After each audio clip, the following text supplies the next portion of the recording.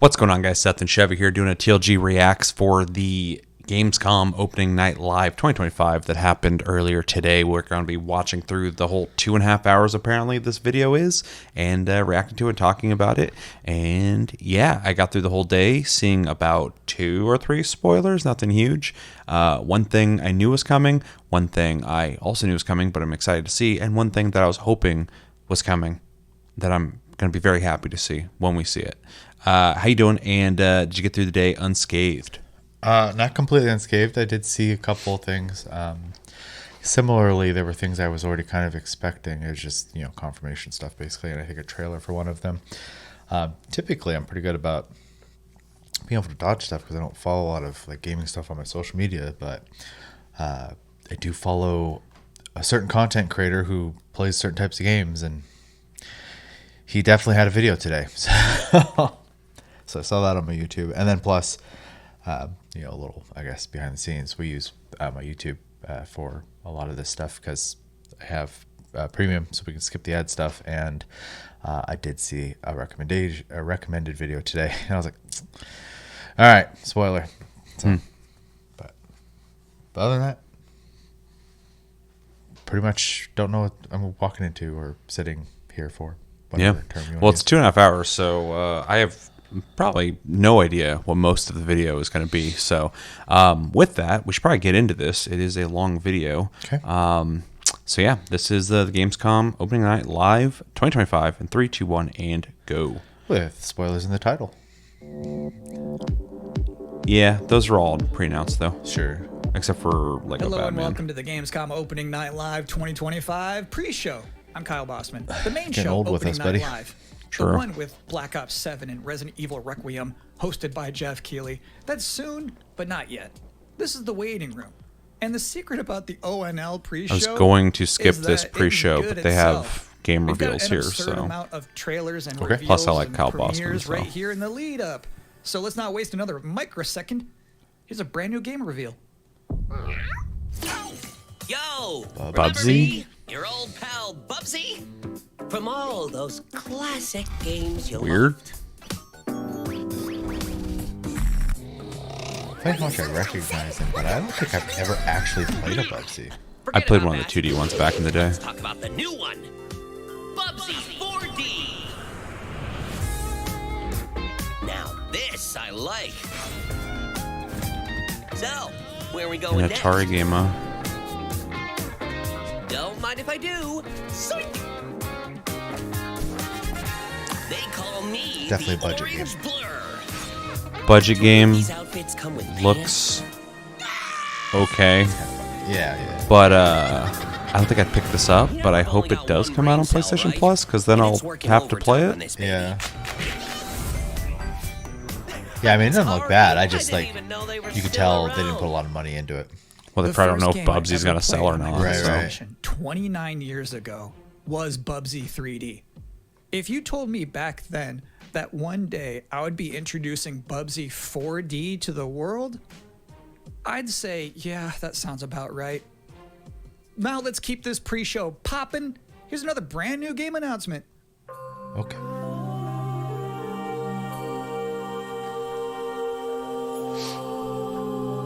It's crazy they have so many games to show that they had to make a whole pre-show to show some of the smaller titles. Right.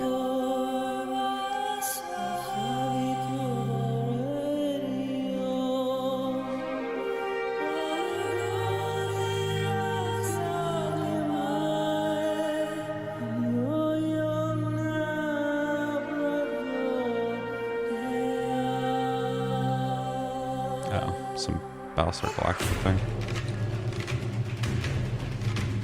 I don't know anything about that show, so outside of a couple things, but Yeah, I never same. watched it. I heard it's good.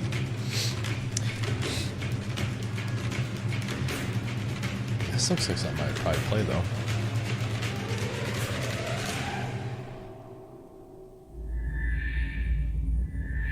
Also, it's so far away from anything that's detailed. It kind of makes the art style make more sense. Mm-hmm.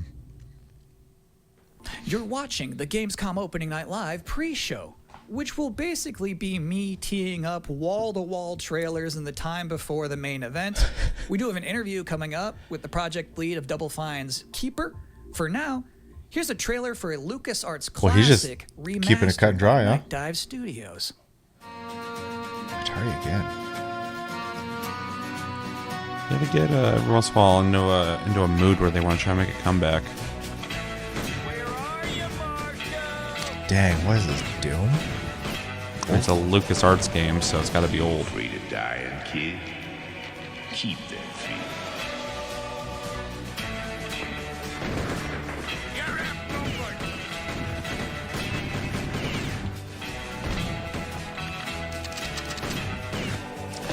Old enough to remember games like that. Demon City, right? True. The city has a fine name on it. It's gonna take more than bullets to get. It's kind of the weird thing about being our age at this point is I will talk to people who are like, I've been playing first-person shooters since Halo 3, and I'm like, I've been playing them since they existed. Yeah.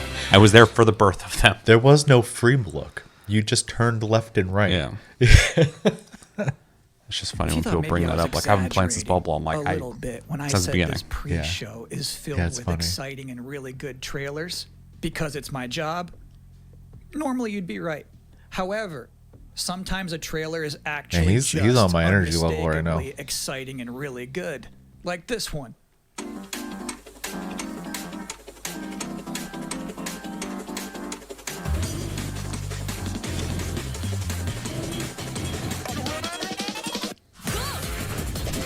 Dang. It's Jet Set Radio, but a train. All right. Yeah, this is out there.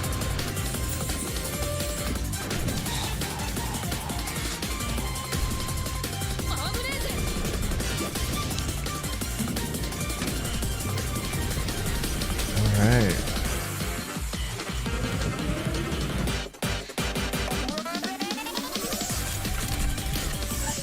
Dope.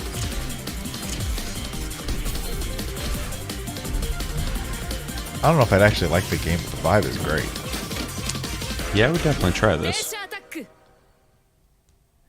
In this year's Xbox Showcase, Double Fine announced their first new game since Psychonauts 2. It's called Keeper. And joining us tonight in a recently pre-recorded interview is the game's project lead, Lee Petty. Hi, everyone. Thanks for having me. I'm so excited to have you here. So you showed a first look at gameplay of Keeper. The game itself is about the lighthouse, but also We saw the that, bird didn't as we? well, Yeah. right? This duo.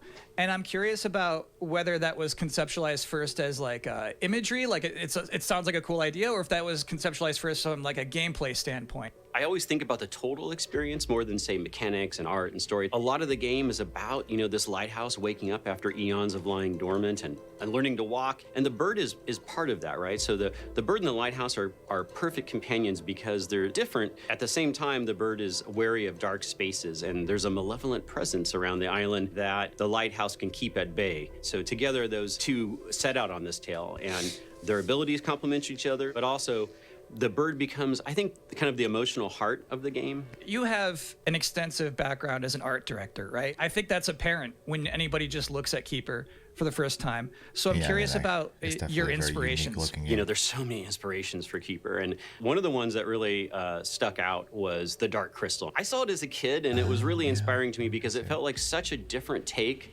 on a fantasy world that I hadn't seen before, and it was beautiful, but also Or a bit really tragic. sense. It was scary at times, but also really playful and fun. Do the bird and the lighthouse have names? Yeah, well, at least the bird does, and we call the bird Twig internally because she has a beak that is made of driftwood. But for now, the lighthouse is simply the lighthouse. It's just simply the lighthouse, yeah.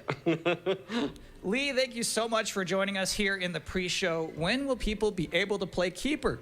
On Shortest October interview 17th this ever. year, which is coming up really soon, and we Don't can't got much wait time. for When he people said to he get in interviewed there someone, I'm and like, experience our You're gonna interview strange, somebody? beautiful world for themselves. Thanks so much for joining us. Thank you. Well, that was a great Looks all right. interview. And if you thought this pre-show couldn't get any more masculine, Belong in Back to Buddy? the Future with that coat. watch this. At last, Castle Grayskull is mine! Not so fast, Skeletor. Whoa, what What's happening? He-Man and the Masters of the Universe, Dragon Pearl Destruction coming soon to all platforms. Yes, it's He-Man and the Masters of the Universe, Dragon Pearl of Destruction. Intense beat-em-up action that puts the power in your hands. Grab a friend and fight for eternity with those 4 controllers. playable heroes. Classic arcade controls. It's powered-up pixel perfection for your gaming console or personal computer. He-Man and the Masters of the Universe, Dragon Pearl of Destruction. That is coming such soon. a name. Yeah, that's From too Limited much. Run Games. Thanks for joining us here at the Looked Opening alright, though. I mean, I don't give a Night fuck pre-show. about He-Man, We're about but halfway No, yeah, look through. as a It's beat 'em up, looked sufficiently decent. chunked up show. Also, pretty good And just to pixel work. prove my point, Yeah. here's a new trailer for Absolum.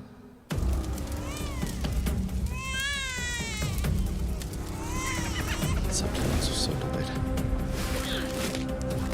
Those off. Yeah, Why are they on? I don't know. On by default. YouTube does that sometimes.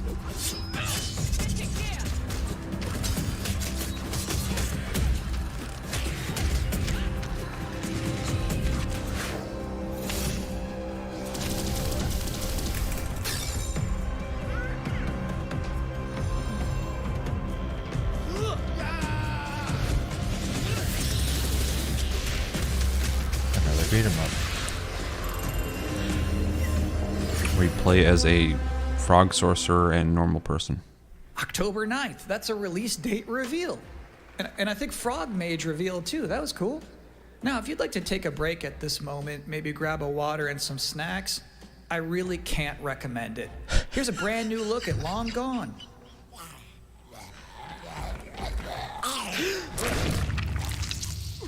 What? Okay.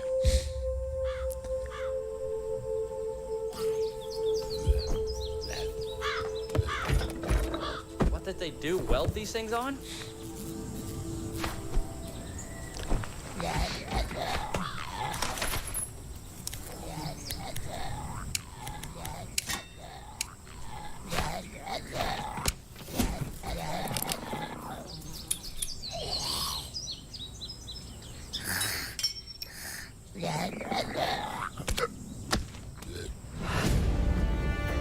Reminds me of like old school adventure games. Yeah. Like I don't know why it's the only one I'm thinking of right now, but like Monkey Island, but like Willy Beamish Oh yeah. on Sega CD. Yeah, that's a reference. Yeah. This looks cool. It does actually. I also kind of like that there was humor involved with it. It's like a zombie story that's not taking itself too serious. Yeah. Also plays with like perspective a lot. Yeah, it's neat looking.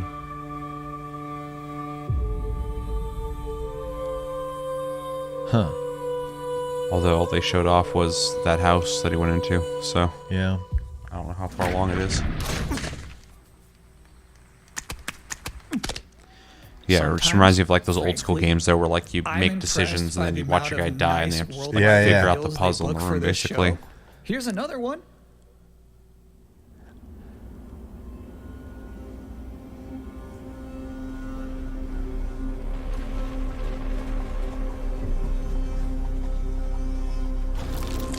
Ghost Runner was okay. I know a lot of people love it. I'm not really super into the arena stuff in that.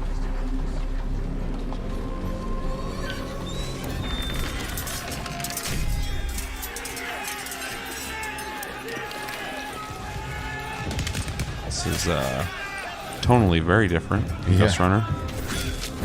They're there for the spices, not to use them, but to have them. Damn. Ew. He's actually done pretty well.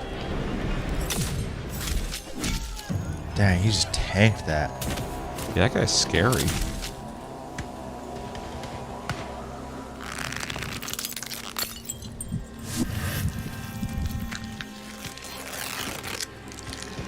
Uh-oh. That's not where I thought that was going.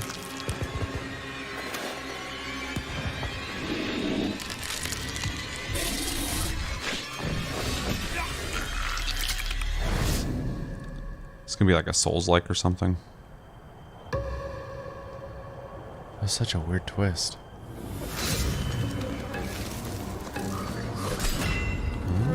First person.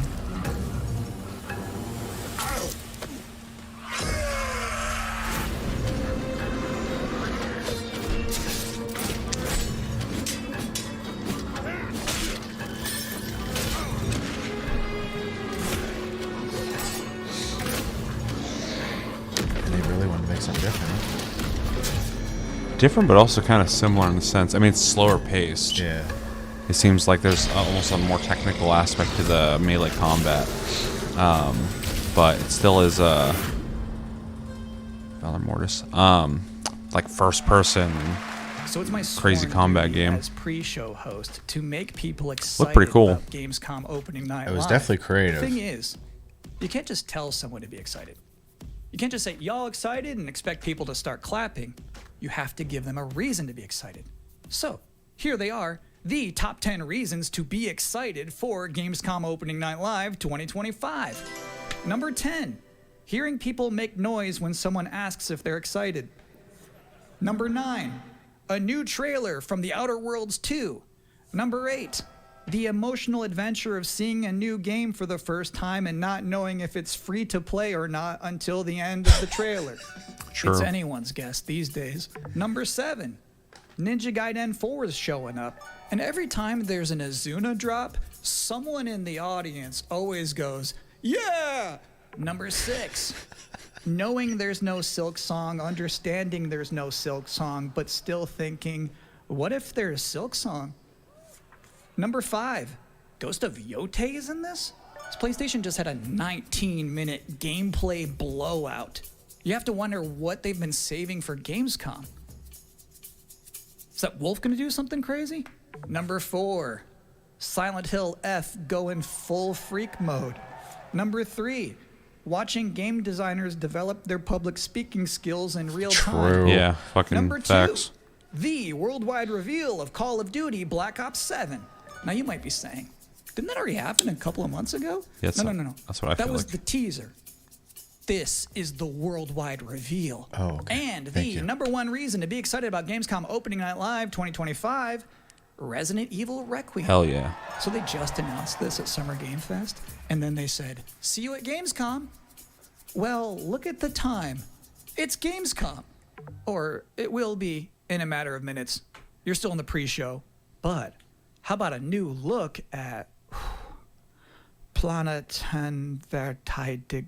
Planetverteidigungskanonen Kommandant? That better not actually be the name. Good morning, Commander. The cooperative state has honored me with the supervision of your well-being. Get you back up to speed before our lives are on the line. Is this an actual adventure game? Glad to see you've not lost your touch.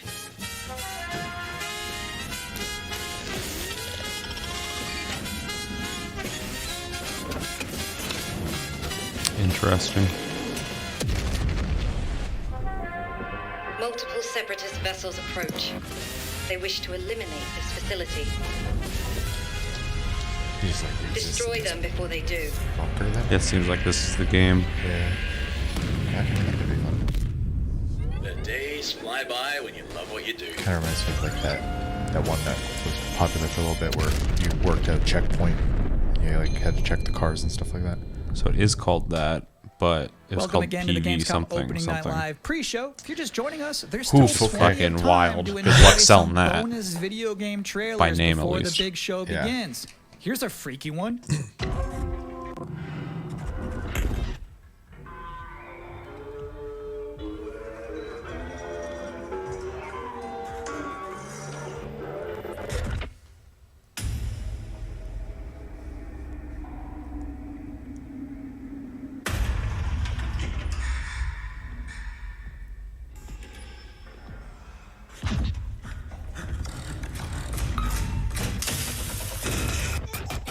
Didn't really seem to do much. Yeah.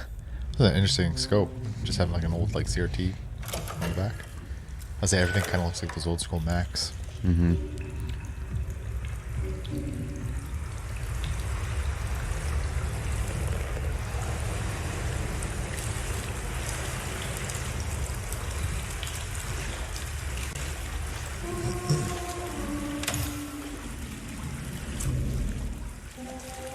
Oh yeah, I don't like that's uncomfortable.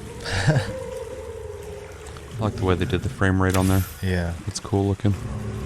it's definitely cool. Also adds like a tension too, because you're not seeing everything in real time. Also, I'm not even playing it. I'm feeling tense. So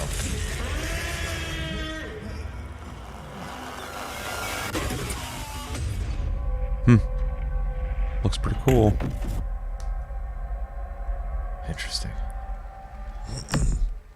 Interesting fact about that game, they actually created that whole environment by 3D scanning the entire bathroom of Geoff Keighley's mansion.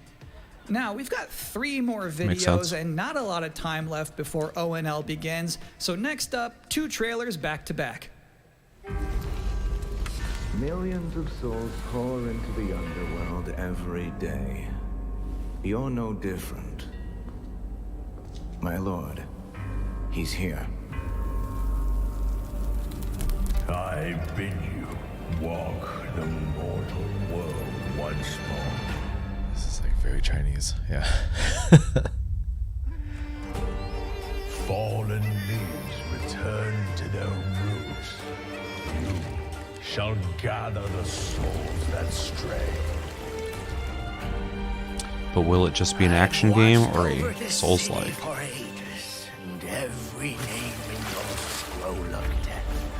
Not one of them dies quietly. You, a soulless husk. You can judge my fate. I'm not surprised to see blood. Rogues, when their artifacts can do what brute slaves cannot. Fucking Bigfoot? Finally caught him.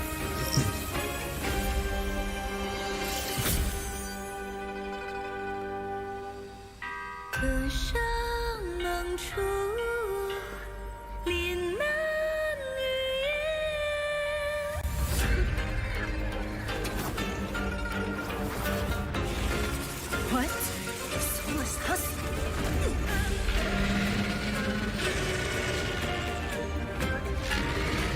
This is kind of wild looking. It's flashy. And sacrifice ignites the war banner. Just a lot of cool imagination. Yeah. Oh, for sure. I just get concerned because a lot of these so far have just been mostly visuals. Yeah.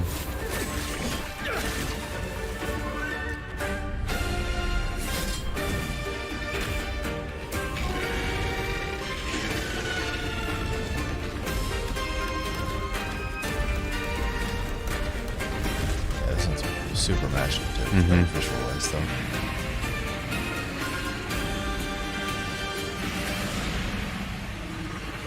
If you know not life, how can you know death? Source of Legends. At least that one has a name that's a little easier to remember than that. Well, I guess I'm about to remember Lost Soul Aside. Yeah. I don't think that came out yet. I don't think so.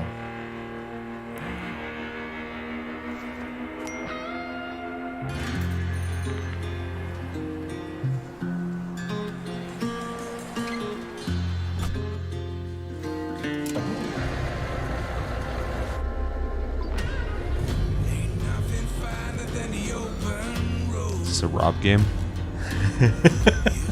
Saber. Yeah, probably. Might be a me game now.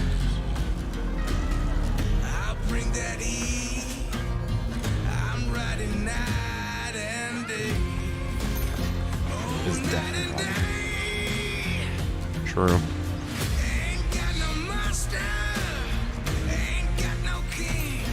No one talks, they only text. A handshake. Fist bump. Hell yeah, brother.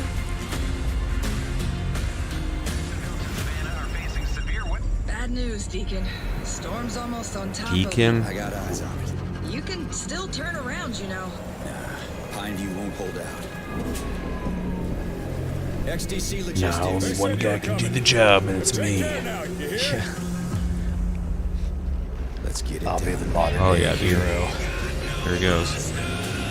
This is so dorky. Even the cops are like, let him through.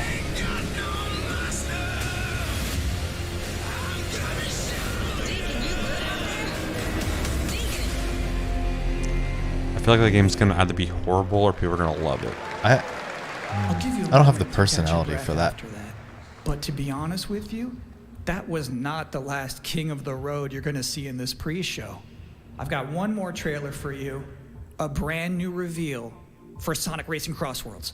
Alright, just fucking say it. We saw this before. It actually looked pretty decent. It looked pretty fun, yeah. Yeah.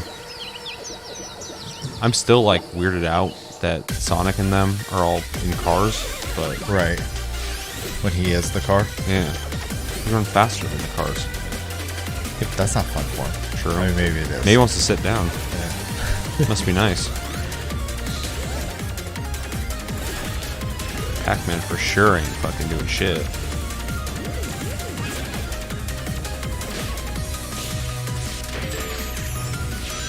Well, he's doing that. Never mind. I take it back.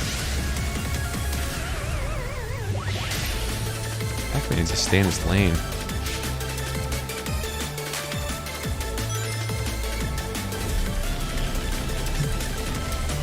Oh, cool. Repack.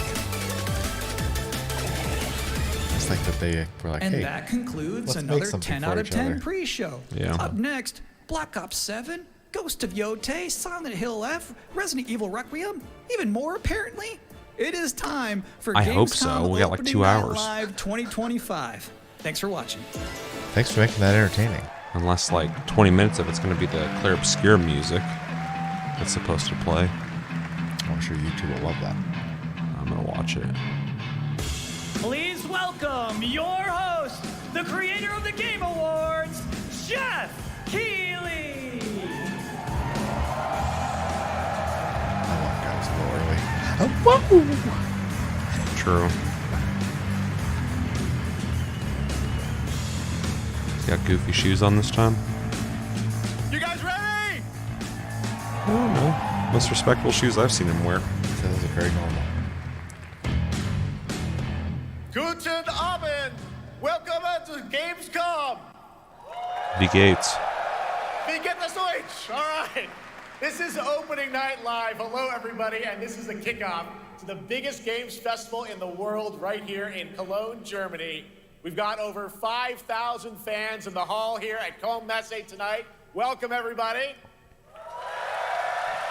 And by the end of the week, more than 300,000 people will walk the show floor, which for the first time has more than 1,500 exhibitors. He's looking Turns tired. out that E3 didn't die, it just Probably moved jet right lagged. here to Germany.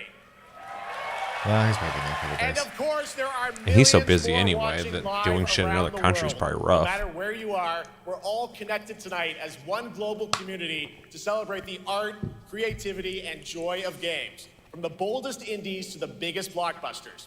Today, the game industry has never been more dynamic.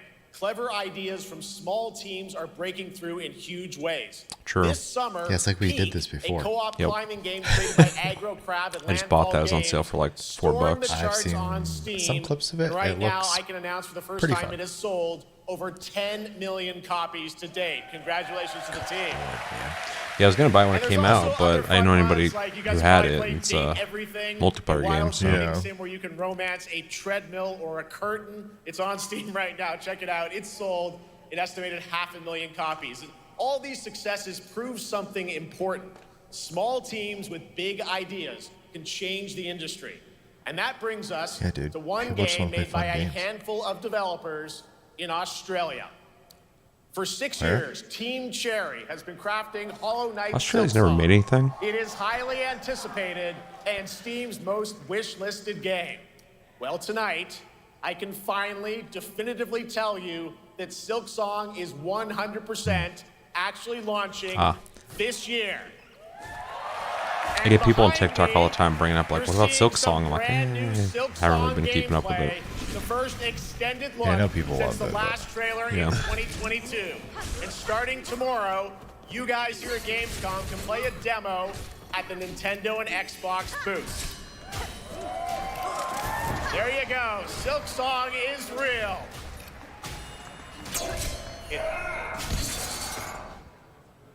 And on Thursday, Team Cherry is going to be sharing some news as part of a YouTube premiere on their channel, so make sure to check that out. Tonight, we'll give you a first look at this holiday's biggest games, like Call of Duty Black Ops 7 and Ghost of Yotei, plus major news on Prime Video's Fallout Season 2 arriving in December.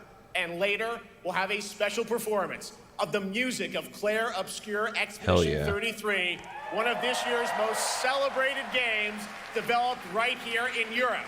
Plus, a brand new look at Right here in Europe. Requiem from Capcom. Over in France. Europe's not a And country. the world premiere Yeah, I of hear the that opening enough. cinematic from World of Warcraft Midnight from Blizzard.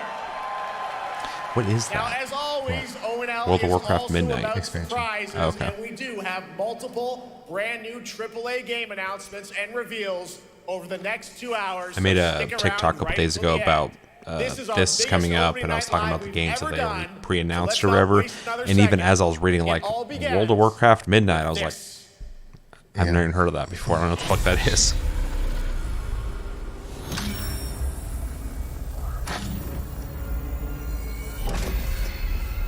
It brings me such satisfaction to see you here.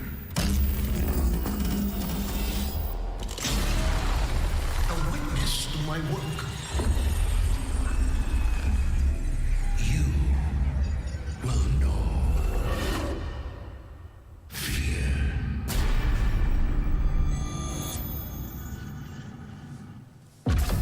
They want you afraid. Fear makes you easier to control. It's time to wake up. Your streets Forgot they're going futuristic again. with your blood. I'm getting real sick of seeing the fucking word Black Ops though.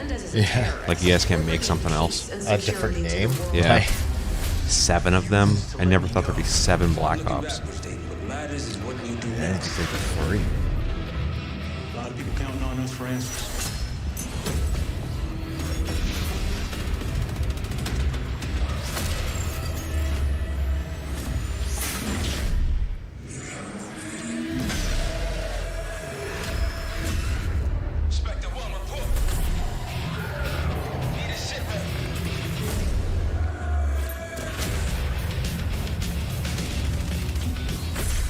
This isn't real.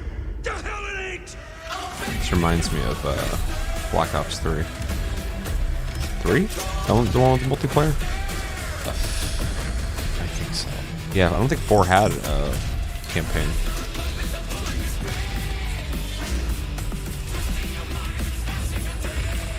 Of course.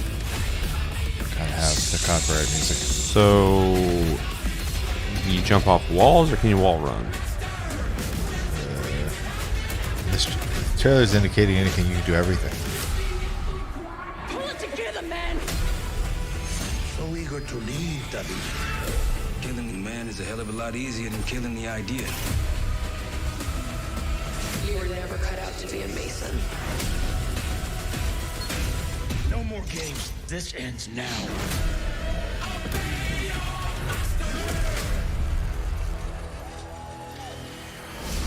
There's one person who's really excited. I gotta say it's better looking than the last couple CODs, but it isn't really doing a whole lot for me. Oh, they're bringing that back on. How about that? Zombies, of course, Dead Ops Arcade as well, and it looks like we also have an official date. Call of Duty Black Ops 7 releases on November 14th. And to tell us more, please welcome Miles Leslie from Treyarch and Natalie Pohorsky from Raven to Opening Night Live. This is gonna be a weird year with Battlefield 6 and then Black Ops 7. And Black Ops 7 is taking a direction that hasn't been in a while, and Battlefield 6 is trying to be what it thinks people want from older Battlefields. Hello, So guys. it's kind of like two brands kind of Welcome, Miles and Natalie. Don't do trying to that go live. back in time almost. Thanks for having us. We're very excited to finally talk about this game. Yeah, excited. Let's get into it. Whoa. All right, well, that trailer was obviously intense. Black Ops is back. Twisted world of Black Ops as always, and it looks like you're definitely Done pushing a the envelope kind of a again. poor job Absolutely, Jeff. balancing the mics. It's been a long road, and we're thrilled to finally be sharing what we've been building. Black Ops 7's got a bold vision of the future. We're diving into 2035, and it's a future that feels real, just out of reach, but it's twisted in only the ways Black Ops could. And, you come to expect what you got there. It's a world of fear. The shadows are gone. Nothing is what it seems. Yeah, 2035 setting. So the question is, we're wondering how does this all fit into the Black Ops timeline? Yeah, so we're pulling threads from Black Ops 2 and Black Ops 6. But don't worry, don't get it twisted. This is a beast of its own, Black Ops 7. We're stepping into a world spiraling. This from guy the is literally return what of Raul Kyle Boston was Menendez talking and the about. consequences I said of people the trying out past. public speaking for the first time. All right, well, I'm curious who the protagonist is, so you can tell us who's stepping into the light in this game. Yeah, David Mason returns, but he is not the same. He's carrying deep scars. Some you can see, some you can't. And he's got a new team with him, and every mission, every move is a test. Now, And what we're makes the story also- stand apart? Yeah. We're also introducing the Guild. Yes. Important to mention, a global tech force that claims to be humanity's last line of defense against this mysterious threat. And their CEO, Emma Kagan, is a visionary leader with a clear mission, but how she chooses to confront this crisis is often at odds with David and his team. So it's not a battle of good versus evil, it's a clash of philosophies. What kind of future are we building, and who gets to decide? All right, so some deep thoughts there. So yeah, tell us about how does this story stand apart this time? It's the characters. Okay. So the story is about identity, memory, and consequence. And we've crafted this cast like pieces of a puzzle. So each one has a reason to be there, and each one brings something unique to the table. She's talking like And she we've had also some got our glue central vine in the city back of or something. Avalon, which is more than just a What? backdrop. Glue vine. It's a It's living, breathing German space that evolves with the player. And it's also heat, where like our story roots cooked take wine. All right, well, one thing we want to talk about is gameplay, and I understand you're doing a co-op campaign for this one?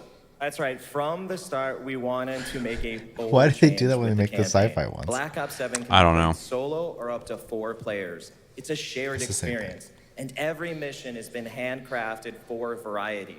Tone, pacing, That's gameplay, cool because that was something I really enjoyed You're gonna be with running on the rooftops of I think it's Japan, Black Ops exploring 3 the that did Mediterranean that. coast, and then diving deep into the human psyche. But yeah, All of it was has been neat that they crafted did that to and then really they add didn't do it. clues to the story and offer their own gameplay focus. Wow, so wild story, co-op campaign, you are definitely pushing boundaries this time.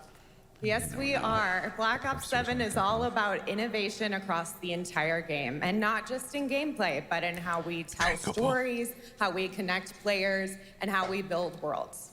And this is just the beginning. There's more to come at Call of Duty Next, including multiplayer and zombies. But for now, we hope you guys are excited to step into something new and experience something truly unforgettable. Amazing. All right, Call of Duty Black Ops 7, thanks so much, guys. And Yeah, now, there's Black Ops here's 3. a behind-the-scenes look Gotcha. from the rest. There's of so many Call of Black Duty Ops now. I'm like, I development didn't even play half of them now. So I don't even know which is which. Black Ops 7 brings an all-new way to play the Call of Duty campaign. This time, you're not going in alone.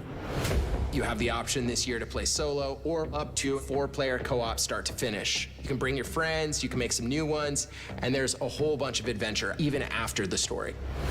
For solo players, we really make sure that they can engage in the campaign the way they want to and feel like they're truly playing a Black Ops story. What's going to be fun is having each player in your squad gravitate towards their own play style and then really playing it off of each other. We've crafted this as an inherently social mode that features the amazing linear Call of Duty missions that our community loves.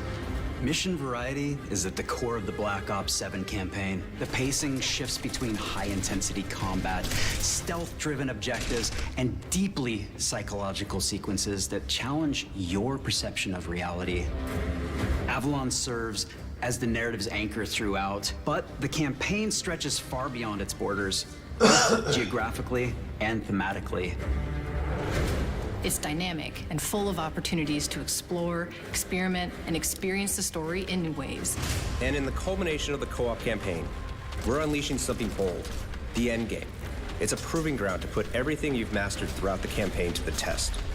The end game is a brand new PvE social experience where you and your squad will need to survive overwhelming odds, adapt under pressure, and break the rules of what you thought a campaign could be. Each run is a new step in your power journey as you wield personalized abilities and face unexpected challenges. And here, all of Avalon opens up. It gives us Yeah, I was a lot gonna of say, is it freedom just to like a have big some open fun. map with, like, gameplay mechanics, player missions you gotta movement. do? Players really can turn the map into their playground. This is your chance to explore the world I wonder if it's beyond gonna the be like an mission. extraction shooter where you have to like go in, finish missions, and get out. Oh, maybe. That's just a quick look at what's to come with the campaign. Every mode of this game is built with the intention to deliver the best possible experience to our players. So whether you're a Call of Duty veteran or new blood, there's something I'm for a you in Call of Black Ops Duty 7. new blood.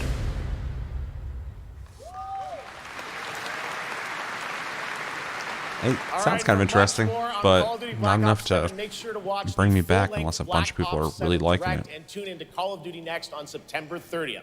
Still to come, we'll have news on Fallout Season 2 and the announcement of a brand new game from adventure game legend Ron Gilbert. I grew up playing his games, and I can't wait to show you his next unexpected creation a little bit later. All right, who's ready for our first brand new game announcement of the night? I figured you'd feel that way. Well, to do the honors, please welcome back to ONL one of the most respected and recognizable hosts in esports. She's my co-host, Shox.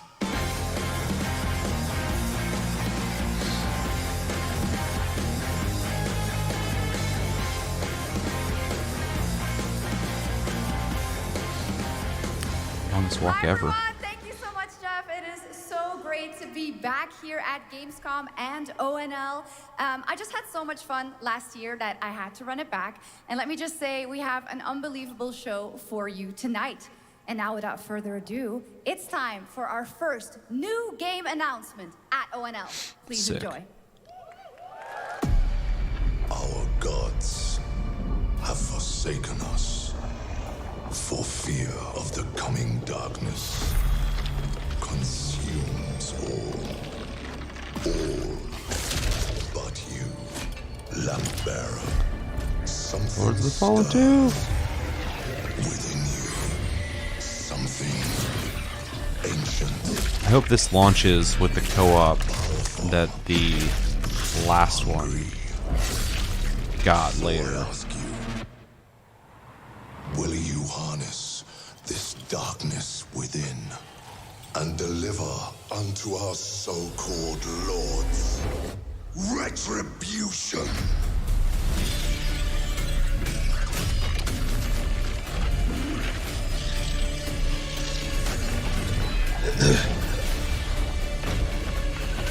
This one has a...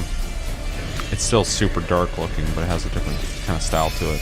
Yeah, I thought it was Diablo until you said He said lamp bearer, so he said that. Should you fall, the world Plus that armor. with you.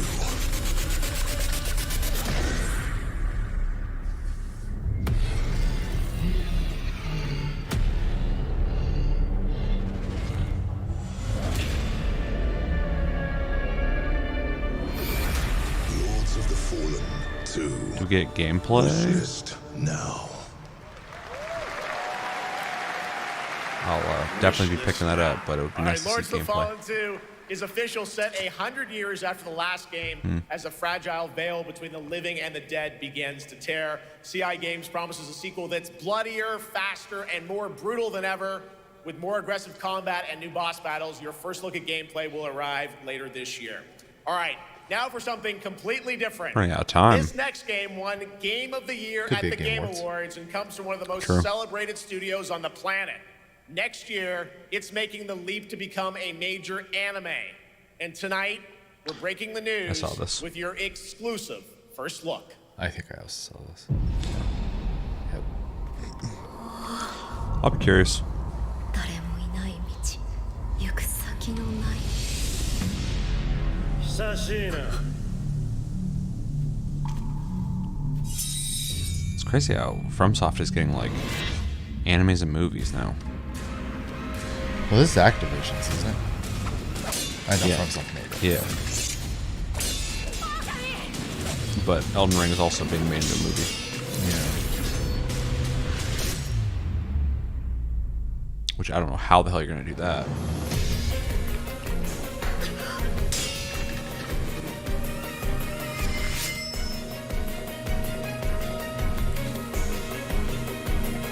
I never beat Sekiro. I wonder if this is gonna follow the story of the game or.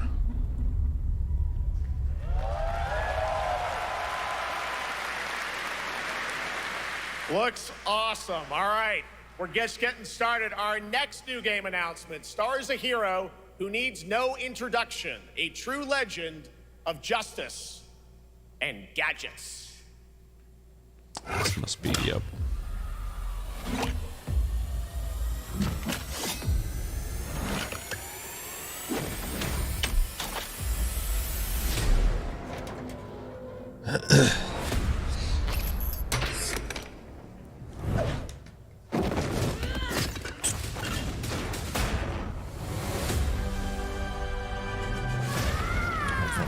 I need to become more than a man. I need to become a symbol. What did you have in mind? Guess so.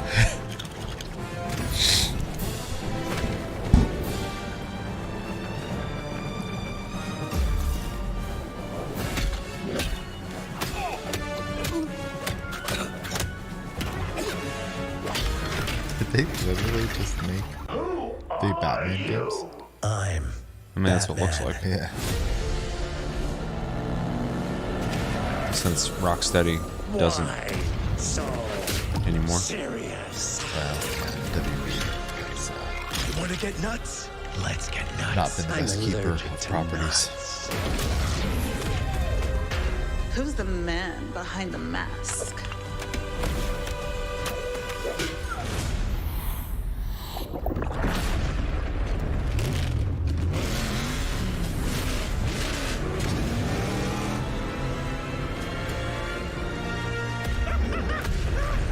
I got you!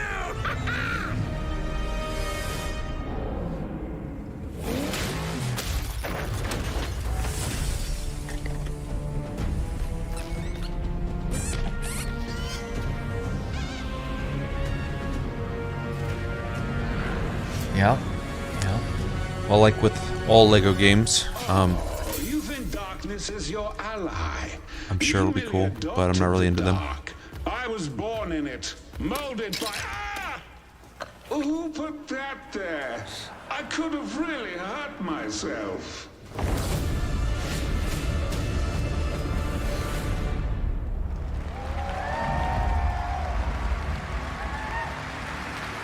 My fucking helmet.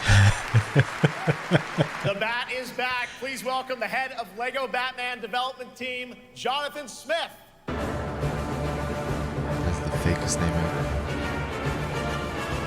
Yeah, he's not real.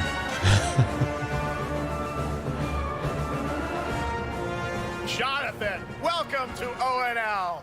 All right, so after the huge success with Lego Star Wars, you guys are returning to Lego Batman?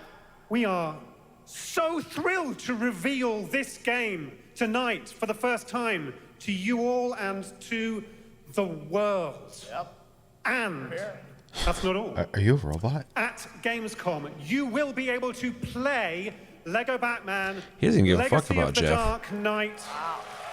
It's like, let me sell my game. Pretty amazing. All right, well, there will be a demo on the show floor for everyone. Now, let's break down that trailer because we see so many fan favorite references, to films and things like that. So what is the story of this game?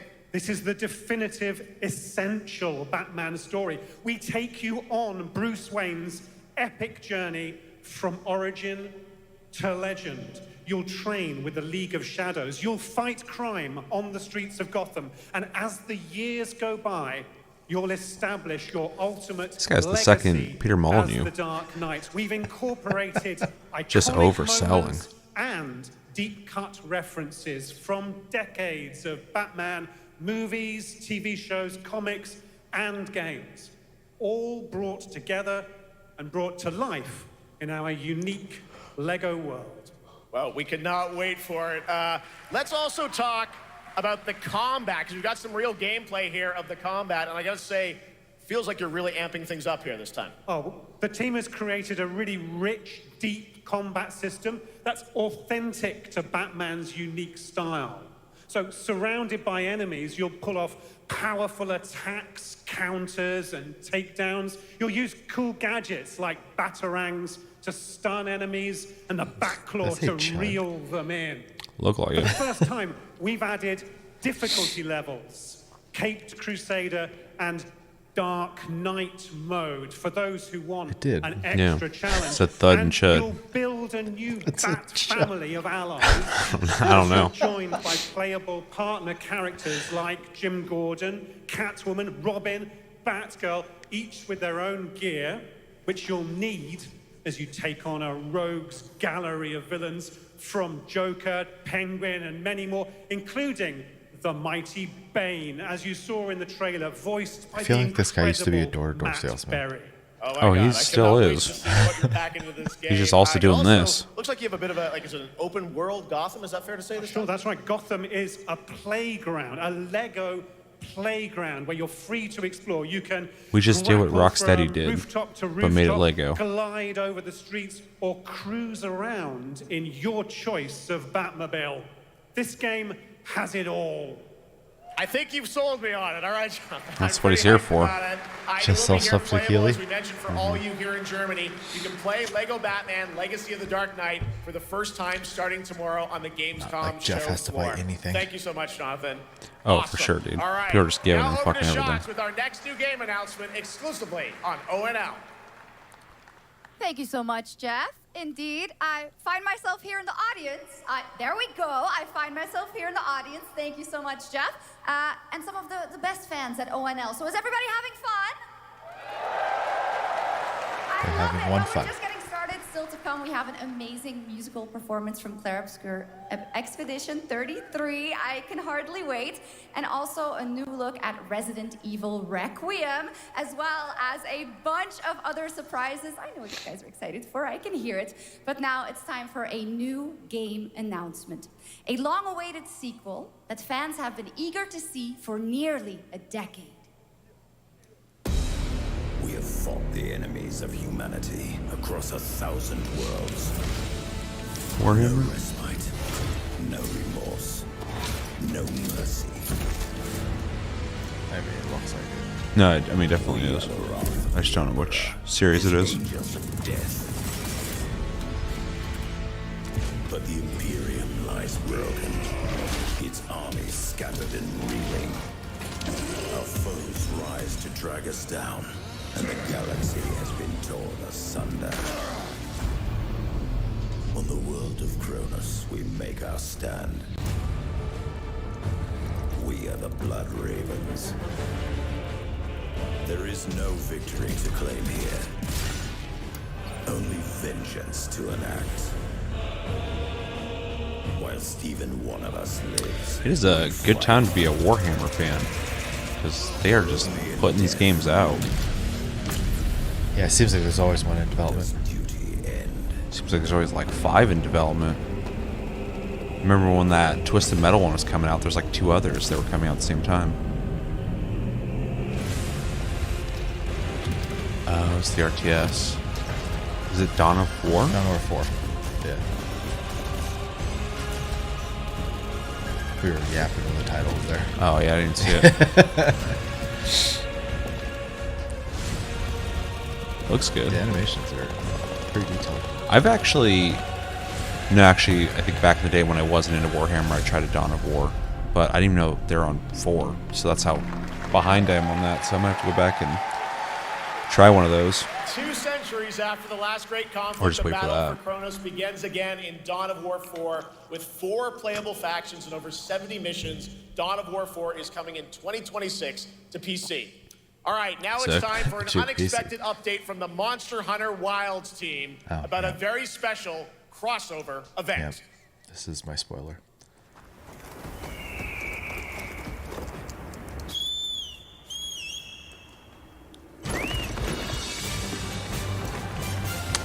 Final Fantasy. Makes sense why you would see that. Yep. I need that. Yup. That also means there will be an event in 14. The last one was a permanent one. Sick. So, hope they do it again. Dope, Omega.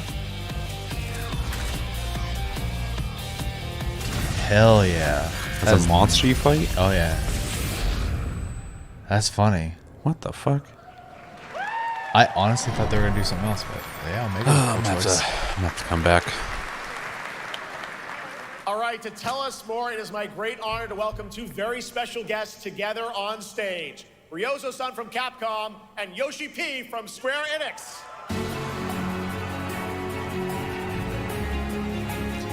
Yeah, the Monster Hunter World one is a permanent in 14, so you can get the Rathalos mount at any point in time. Hopefully they do the same. Yeah, I'd be curious to see what the other one was. The Behemoth fight. Monster Hunter World was Well, guys, it's rough. great to have you both together here at Gamescom. Ryozo-san, what can you tell us about this collaboration? Hey, thank you, Jeff. ドイツの皆さん、配信をご覧の皆さん、こんにちは。今日ですね、このファイナルファンタジー14との特別なコラボレーションを発表できたことを本当に嬉しく思っています。Thank you, Jeff. Good evening to everyone at Gamescom and all the friends watching online. Today, we're very excited to announce a special collaboration with Final Fantasy XIV. ですね、モンスターハンターワールドの時にもコラボさせてもらったんですけど、その時もですね、吉田さんとまたちょっと機会あったらどっかでやれたらいいですねみたいな話をしてたんですけど、今回それが実現しました。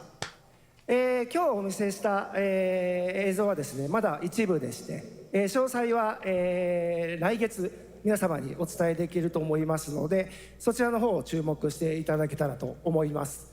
あとですね、今回もですね、吉田さんと、スクエアエニックスのスタッフの皆さん、本当に全面協力していただいたことをですね、感謝してます。吉田さん、ありがとうございます。He's trying to say half as much as Kojima says before someone ぜひ吉田さんにバト translates. ンタッチして感想をいただけたらと思っております。After our collaboration in Monster Hunter World, I remember talking to Yoshida-san and discussing how much we wanted to do it again, and now we're very thrilled to make it happen. What we showed you is just a little glimpse of what's to come, Yeah, no, it's so awesome. It's please like look out perfect. for more information that's coming next month. But of course, Yoshida-san and the Square Enix team have been working just as hard with us on this special Those pants look collaboration. comfortable. So I'd Oh, like yeah. to not only thank him, but turn it over to She's him wearing a to bag. share some thoughts. Guten Tag, Gamescom! Say Goontag? まずはこのような素敵な場所に招いていただいたジェフさん、それから我々にね、いつも本当にたくさんのインスピレーションをくれるリョウゾウさん、それからカプコンの開発チーム、そして何よりゲームファンの皆さん、本当にありがとうございます。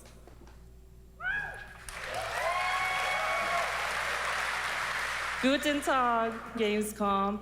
First of all, I'd like to thank Geoff for having us here and Ryozo-san for all the inspiration, the Capcom team for working on this special collaboration, and to everyone enjoying our games. Thank you so much. 今、リョウゾウさんの方からもちょっとご紹介いただきましたけど、モンスターハンターワールドの時にもご一緒させていただいて、今回それに引き続き第2弾ということで、モンスターハンターワイルズとも、我々クロスオーバーと呼んでですね、全面協力して、コンテンツ開発してきました。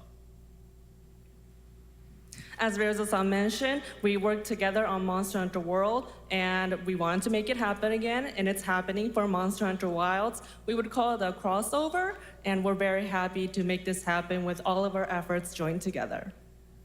もちろんクロスオーバーですので、ファイナルファンタジー14側にも、スペシャルなバトルコンテンツご用意しております。今日は先ほどねティーザートレーラーとして、モンスターハンターワイルズ側の映像を見ていただきましたが、我々もちょっとだけ映像をご用意してきました。Since this is a crossover collaboration, not only Monster Hunter Wilds, but Final Fantasy XIV would also be having a special collaboration content inside it.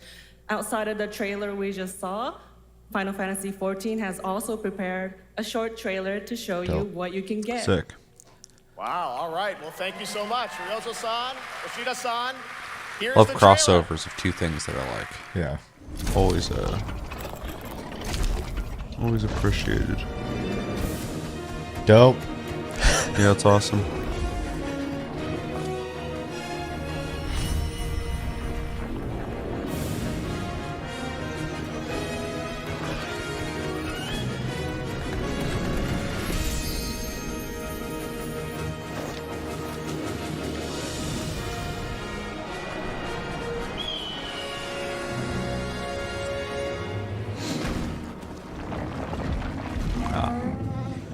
Quite the choice. Okay. That's cool. Yeah.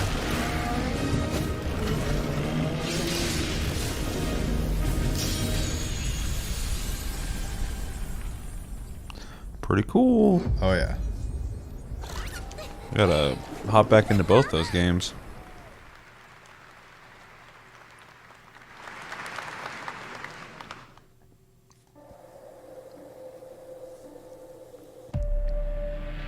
Something brought us back to this place.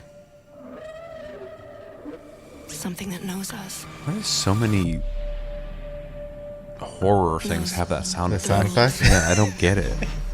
Like, it sounded cool a long time ago, but now everything does it. It's kind of like the Wilhelm scream or whatever. That, but also just like the Nolan when that was popular. Yeah. Do you believe this is real? Or how every trailer to everything now has like a modern song mixed into a Dude, yes, so annoying. Orchestral mix. Yeah. That will have a part where somebody punches to the beat or shoots to the beat. Yeah. What are we here for? We're here to play.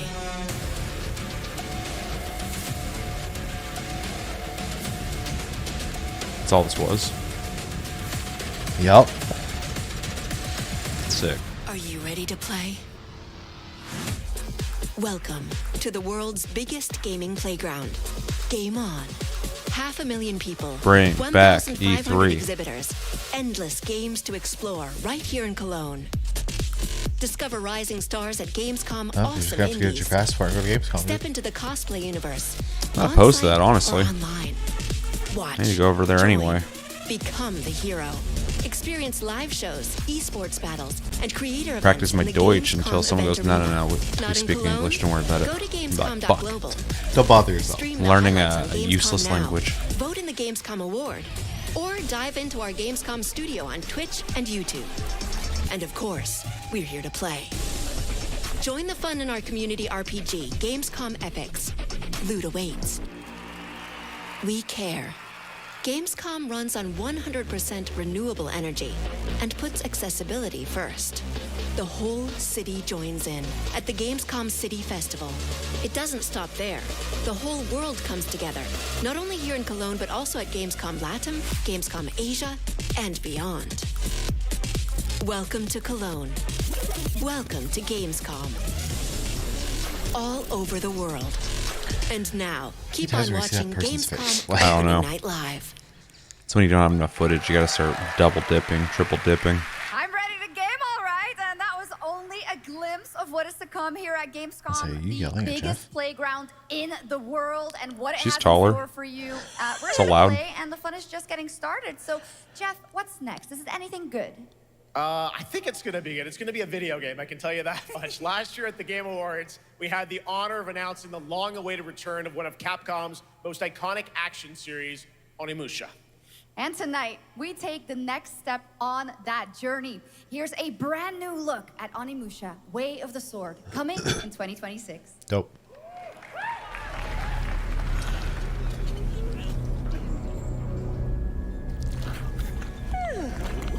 Where are my manners?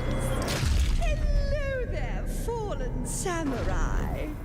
Capcom games just have a look now. Yeah. Well, it's 'cause they're probably all weird. Yeah, they are, but like, and not in a bad way. They all have their own styles, but there's just like a graphical, visual fidelity that's just like, oh, it's a Capcom game, Right. Because it just looks fucking great. Ooh. Righteous. And after everything you and your awful kind put him through, too. Were you feeling left out? Here, let me show you something to cheer you up. Animations are great. Oh yeah. That was cool.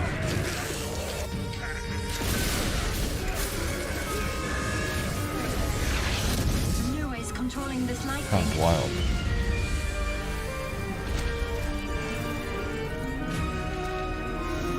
Dude, the enemies are super disturbing.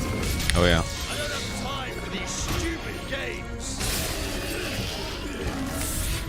I'm terribly sorry.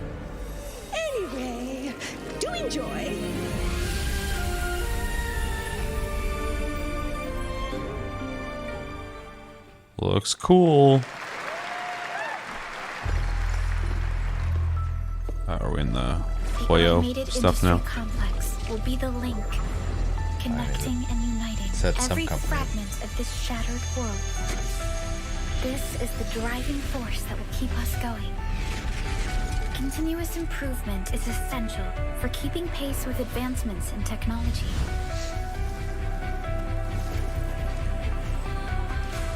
Definitely feels like you're about to get. And feel. Oh yeah.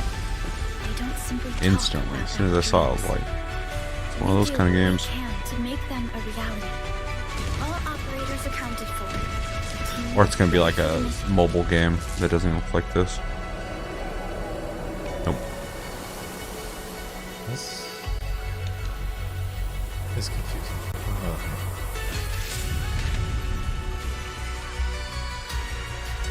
Is this just like a automation game with anime? It looks like it. Yeah.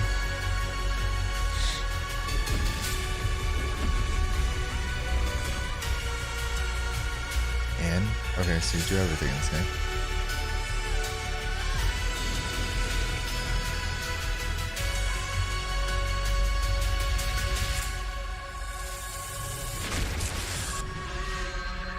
Oh, Arknights. Yeah, okay. Gotcha game for sure. I knew it.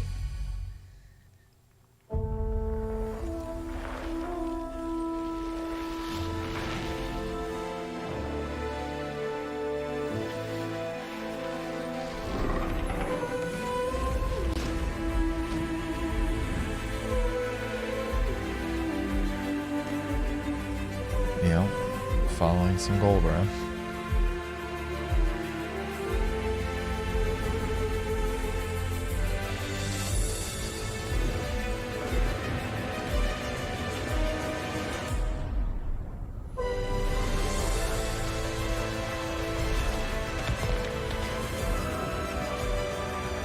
Everything looked good graphically until that smoke happened.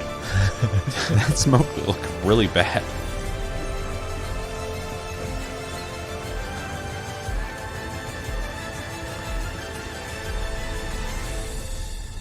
Oh. They're on 5 now? Yep. One other matter. The Alpha. She was found. This will truly be the birth of a new world. A world where we are the one and only human race! I'm afraid your friends came far too late. I see the years haven't been kind. I know about the Alpha. Why is she here?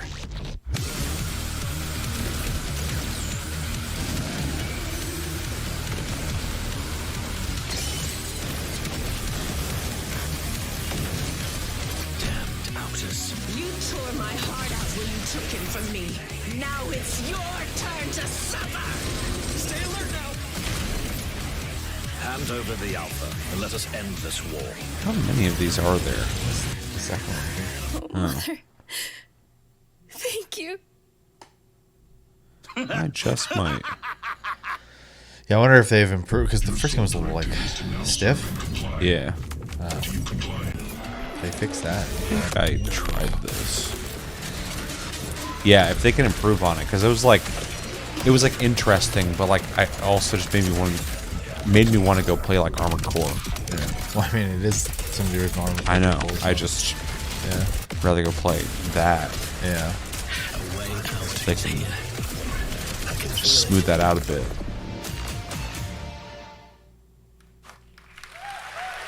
You guys having fun so far?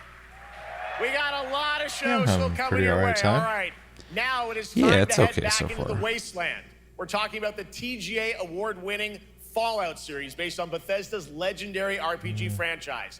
Season 1 earned universal praise for its tone, It was alright. storytelling, and original characters, not to mention how faithfully it brought Bethesda's game world to life. Well, later this year, the series returns to Prime Video for Season 2. To tell us more, please welcome to ONL some very special guests. Series executive producer Jonathan Nolan, executive producer Geneva Robertson-Dorrit, and stars Ella Purnell and Aaron Moten. Paying for the show. True.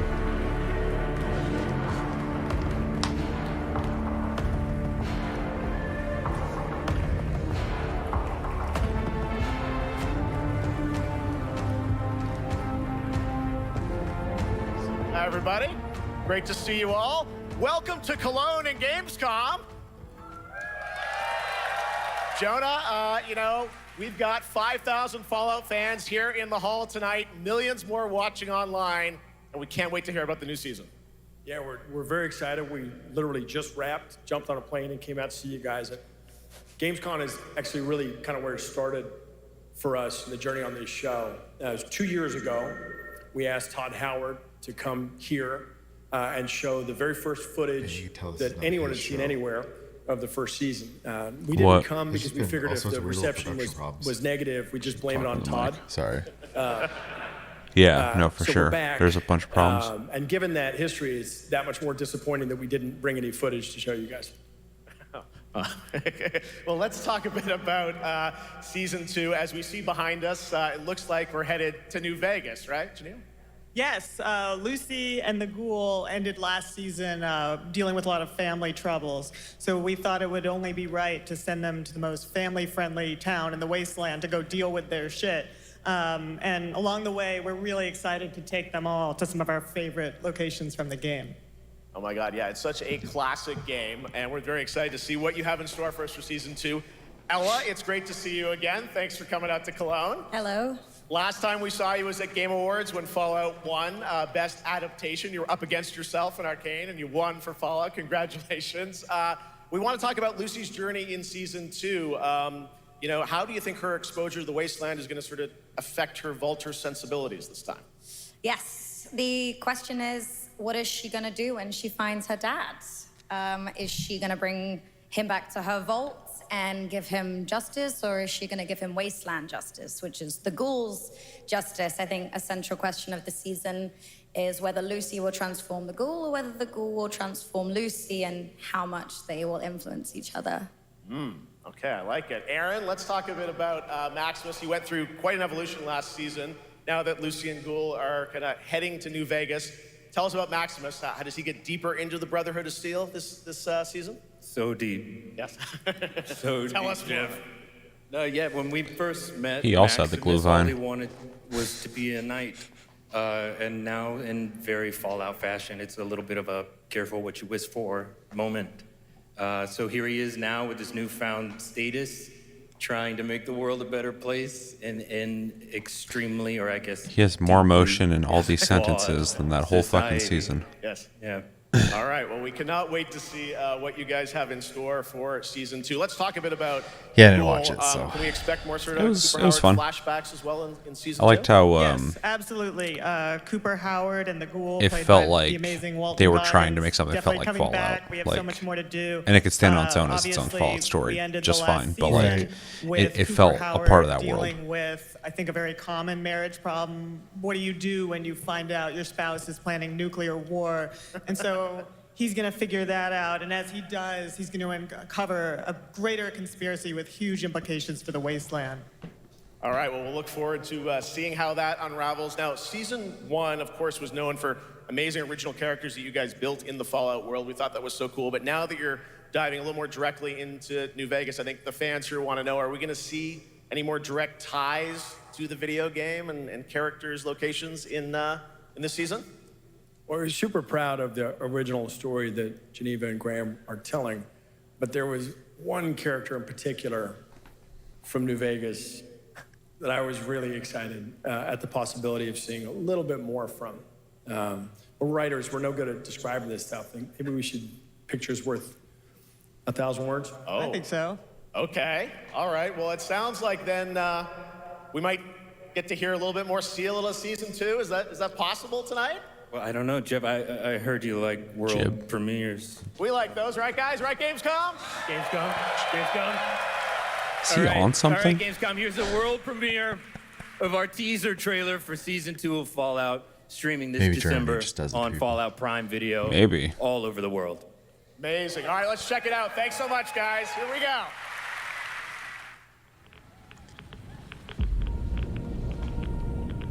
I'm looking for someone. Common story around here. Someone you care about or someone you hate? Oh, what a great question. What say you, Miss McClane?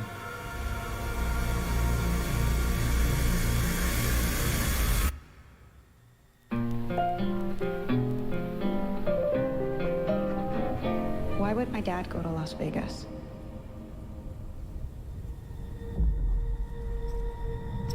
You want to know why the world ended? It started here with one man. It's all over, but the cry. Cooper Howard, star of the silver screen.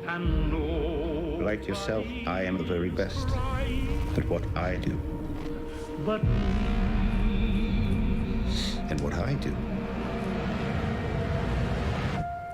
is I know everything.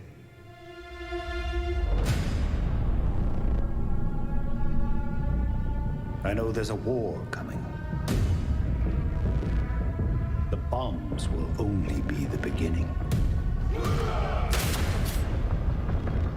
My concern is that you would do just about anything to save your family. Not that guy. He is. Okay. It's just different timelines. I think you are actually quite a violent man. You just don't want to kill me yet. He's like an actor in the past, and then when the nukes went off, he became a ghoul. Gotcha.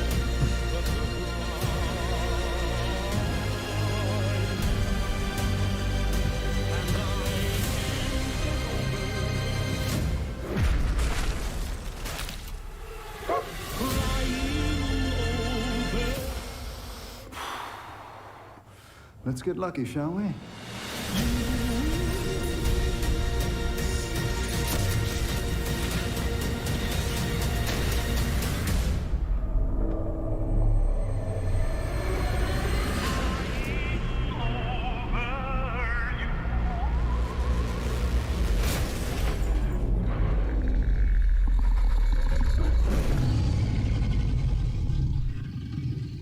I defer to you about what to do in this situation. Bail, apparently. It's incredible. Deathclaw, of course, in our first look at the new season, and Robert House is Jonathan Tees, played by Justin Theroux. It is an amazing Gamescom exclusive, and we've got another one for you. The first drop of the all-new Season 2 posters. We cannot wait to see what Lucy, Maximus, and the Ghoul have in store for us when Fallout Season 2 begins December 17th, with new episodes premiering weekly on Prime Video. All right, now back to you, Shocks. Thank you so much. That looks so awesome. I can't wait. I kind of, and I assume this will get better, but I kind of feel like the pre-show is for its incredible a little more interesting. And next month, they're spending like a lot of time on like one thing at a time, which is probably good if I was like super into it, but yeah, I feel like they're showing me a lot of stuff. I'm like, yeah, it looks alright, but we're like hanging out with it for a while.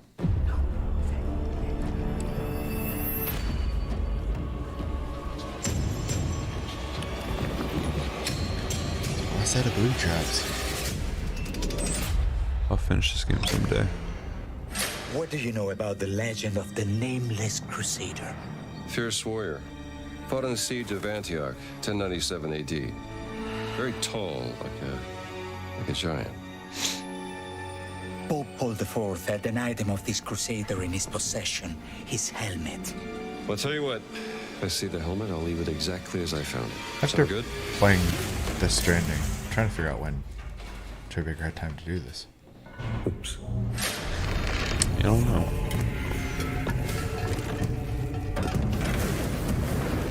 Giant guardians. Their roots skull. Especially with how well he did it. Worshipped by the Mithras cult. I can't believe you dare to investigate this. I wonder if he just read for a snake, or just performed just his voice and didn't do like the mocapping though. Because I know in Death Stranding 2, I think he was actually there acting, like out the scenes. Yeah, Semper Vivus. Especially like I don't want to say too much, obviously. Always living. A lot of the end stuff. Yeah. Not dead. I don't remember all the more Metal Gear stuff. Yeah.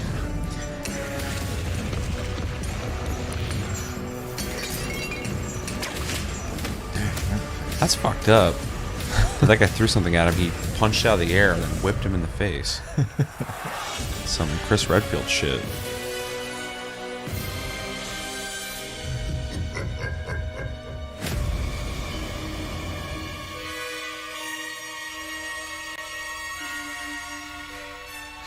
It's cool they're releasing like chunks of content like that, yeah. Yeah.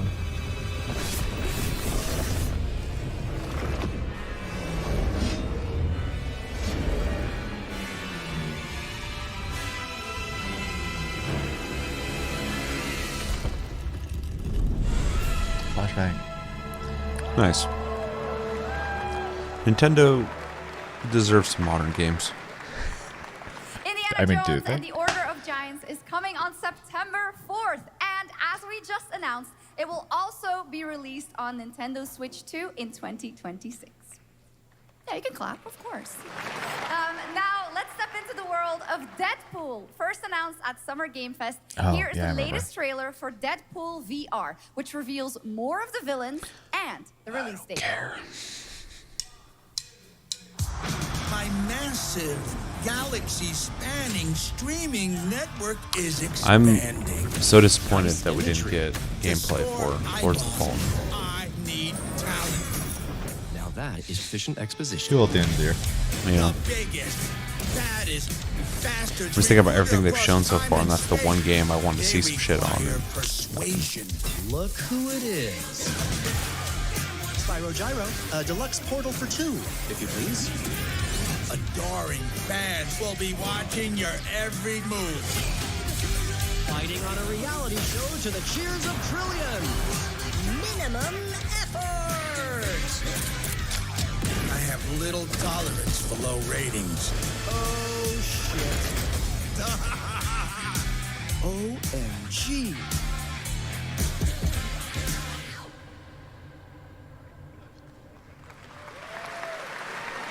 Yeah, that's right. Mojo is in Deadpool VR 2, voiced by John Leguizamo. Now, on to this next world premiere. Better be a good one. Better be sehr gut.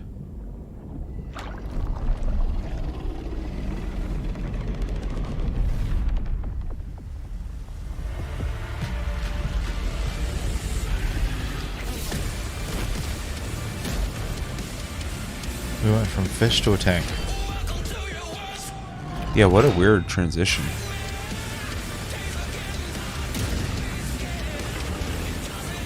We got some sweet cock rock. This is gonna get me in trouble.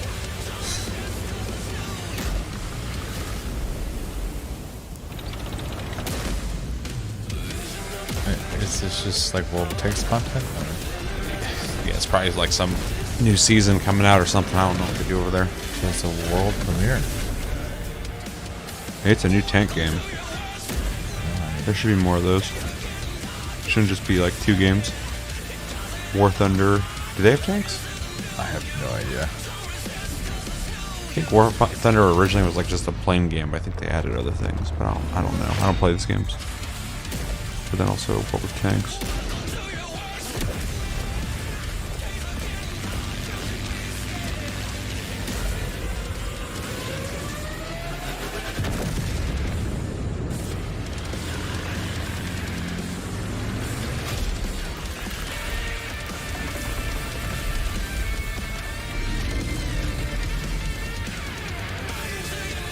Cool.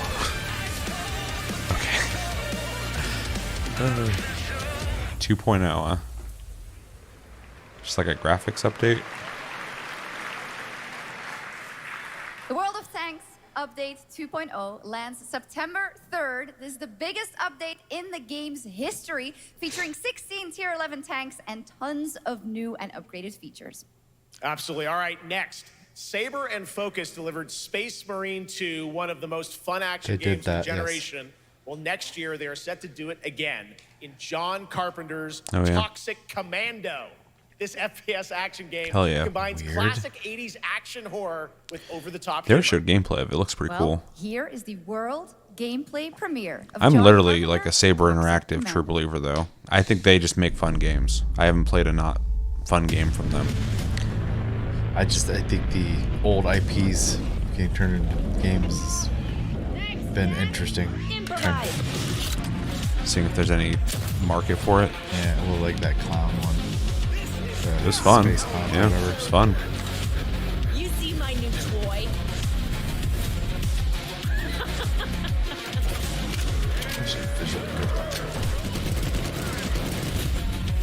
It looks like a Saber game. There's a lot of things on screen. Liar, liar! Zombie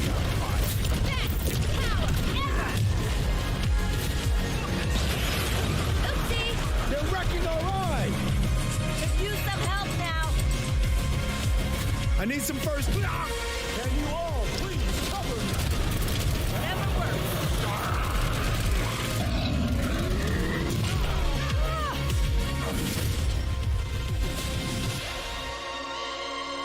Yeah, what a weird IP to mess around with, but if it's fun, it's all I'm gonna care about. So. Yeah.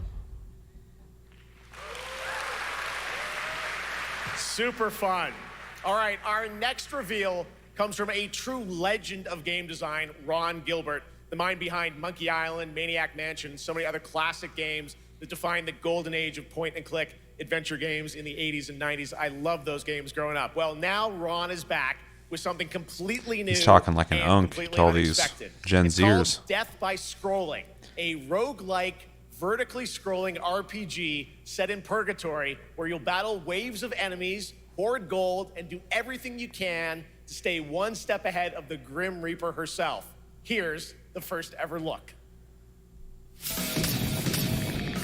I mean, you lost me at the roguelike part.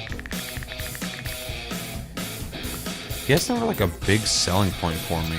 Like, I like roguelites, but I don't look for that genre. It's just, what are you doing with it? It's interesting, right, or not? This reminds me of like Super Nintendo. Yeah. Well, then like they're doing the you have to keep moving. Yeah, which I'm not the biggest fan of. Reminds me of like those Sega Genesis like soldier games where you're like walking up the beach and you have to shoot. I forgot what the hell that game was called, but like the screen is constantly moving, so you got to keep moving. Yeah. I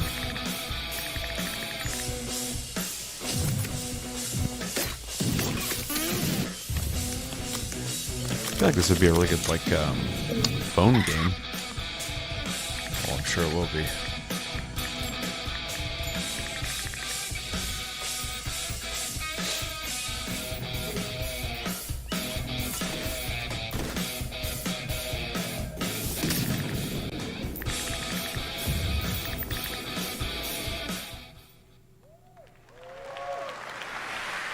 It's very fun. I've actually been playing this game over the past few weeks, and trust me, it is dangerously addictive. The screen, as you can see, never stops moving, so you're constantly on the move, fighting to stay alive. A really fun game. Make sure to check it out. All right, now onto a studio known for its unforgettable storytelling.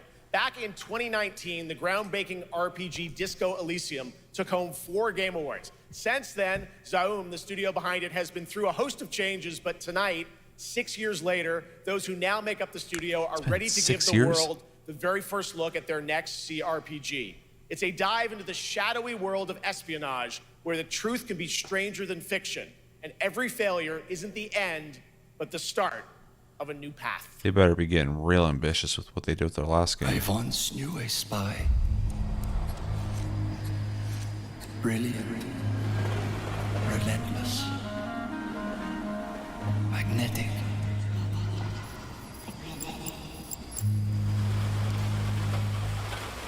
Her name was Herschel. Dark gold hair, a well-worn life beneath. A dandelion puff, waiting to be blown. She tried to look out for me. For us. None of it mattered in the end. Everything she touched rippled into failure.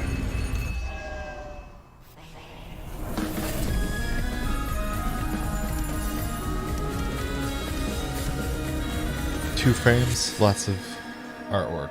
2 frames, lots of artwork. From what we saw, it had a very similar style to Disco Elysium. Yeah. Now, let's talk about Gamescom Cares, our platform for responsibility projects here at Gamescom that we hold very close to our hearts. This year, we are giving the stage to highlight one of the many great initiatives. It's dedicated to all the games promoting democracy. We invited a developer to learn more about it, and I'm here with Jörg Friedrich, CEO of Paint Bucket Games from Germany. Hello, tell us about the game you made, The Darkest Files. Hi, thank you. In The Darkest Files, we tell the true story of Fritz Bauer, was persecuted by the Nazis and forced to flee Germany, only to return after the war to fight them with the sharpest sword of democracy, the rule of law. It shows how quickly a constitutional state can become an unjust state and how this leads to darkness. But it also shows that we cannot simply stand by and watch. When this happens, we must take action. Indeed. There are other examples like your game playable here at Gamescom, such as Glass House by Flat 28 Collective from Italy, a story-rich CRPG set in a lockdown apartment block at the dawn of a world war. And Compensation Not Guaranteed by Team Project Lunch from Singapore, a document checker thriller about a post-colonial country from the perspective of a government official worker. Lots of political Yura, can you tell us why these games are so important and so impactful? Well, games are more than entertainment. Like any great art form, they reflect our concerns, our fears, our hopes, and what preoccupies us. Democracy is under attack right now. Minority rights are being violated, and the world is becoming increasingly interconnected. So games are a powerful medium for addressing these issues, and they have the potential to inspire change. I am glad that not only are many people in the global games industry engaging in projects like this, but also more and more institutions like the European Commission or the United Nations. A very important message. Thank you so much, Jörg. And of course, thank you to all of the dedicated developers around the world who put so much heart and soul into those games, making the world a little better. Please check them out, everyone, and check out all the great initiatives of Gamescom Cares. Now, we have much more Gamescom ONL to come next. It's a very special performance of the music of Clair Obscur Expedition 33. Sick, plus get to that. Resident Evil Requiem. And that.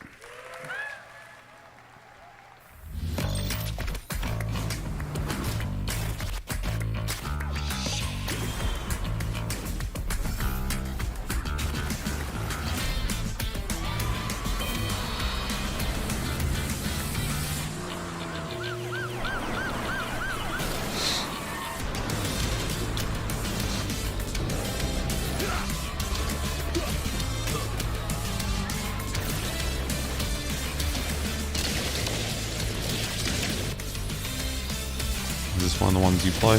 Nope.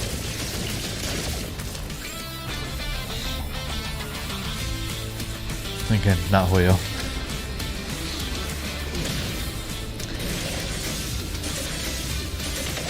It's like NRE or something like that.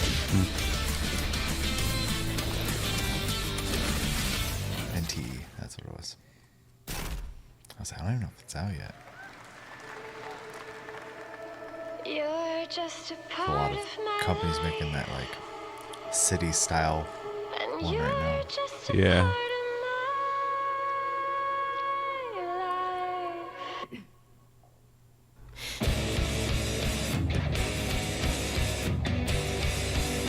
Looks a lot like Mustache. I don't know if I know what that is. It's a beat game that it's a Chinese developed beat game where you, you have like 2 rows of beats. It's pretty fun, but it's kind of a similar vibe where like you play this character like punch and kicks basically. You hit the notes as you go down like a course.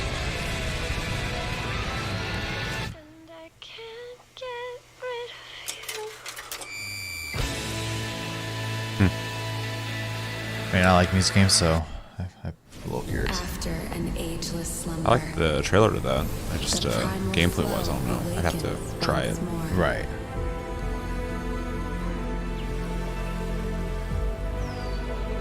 It is fate that brought us together. What free-to-play MMO is this? Who is this guy? What does he want? Your ignorance is despicable. A power stirs deep beneath us.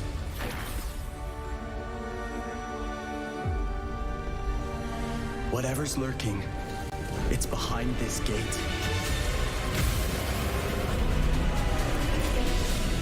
The ground is shaking. It's people.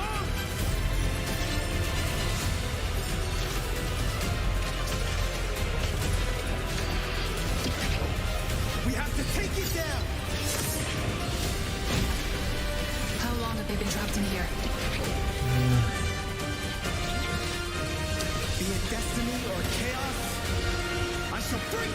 Fantasy Star style thing where it's just 4 people versus,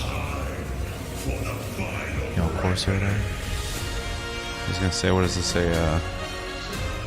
Chinese Final Fantasy? Wasn't too into it. Yeah.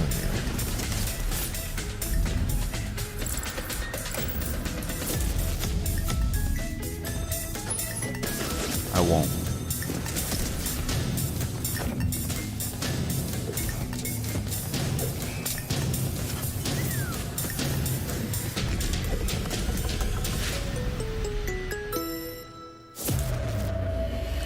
Isn't Squid Game supposed to be like a really dark story? Yes. Just like Fortnite.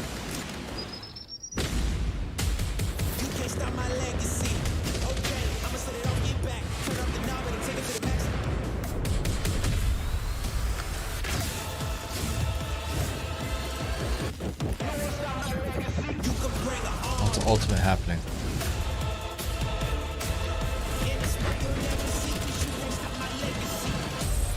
Yeah. I was trying to remember the name of that game. It's coming out to consoles, so. Fresh look at Delta Force, which launches today on PS5 and Xbox. And the best part, it is free to play. Now it is time for something truly special and one of the most requested moments from our community this year. Earlier in 2025, Clair Obscur Expedition 33, the debut title from French indie studio Sandfall Interactive, captured hearts with its stunning Belle Epoque inspired world and unforgettable style. Absolutely. This is a very special game, and tonight we wanted to bring that world to life right here on stage at ONL with a special acoustic performance from the game's soundtrack. Please join me in welcoming, for their first big live performance ever, the composer of the game, Laurent Testard, and vocalist Alice Dupont-Pissier, performing Alicia from Clair Obscur Expedition 33. His tongue is being fucking tested in this country.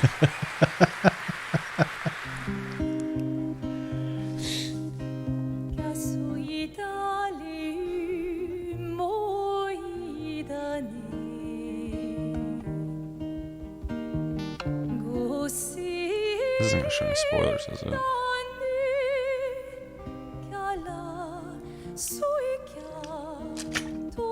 mean, I would be surprised. Oh, looks like it's all pre-goulash. Gomage? Yeah. I don't know, man. Fallout Season 2, they're telling everybody what happened in that first season. They didn't give a shit.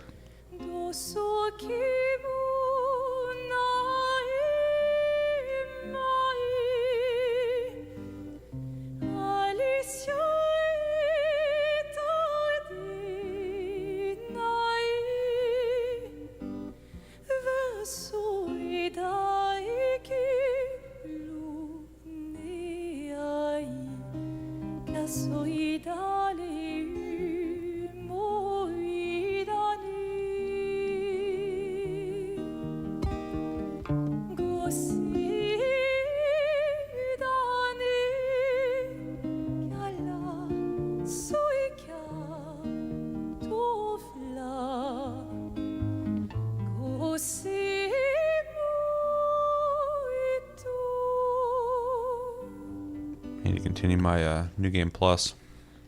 I need to, start Act 2.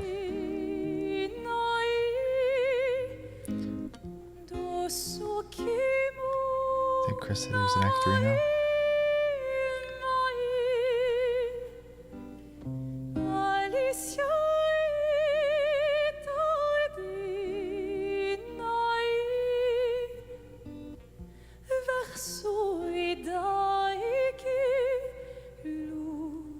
You need to get to Act 3 so you can go. Yeah.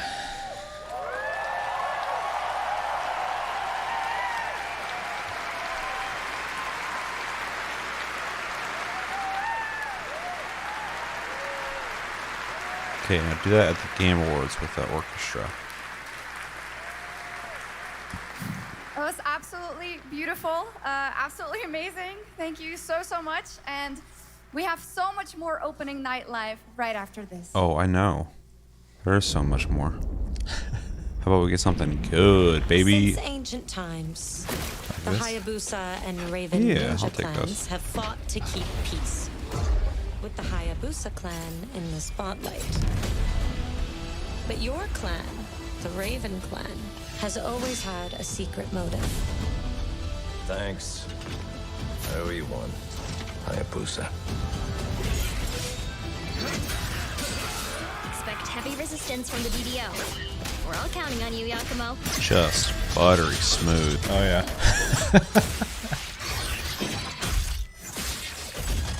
That's that DOA fucking Just focus on the hostiles for now. Understood. combat.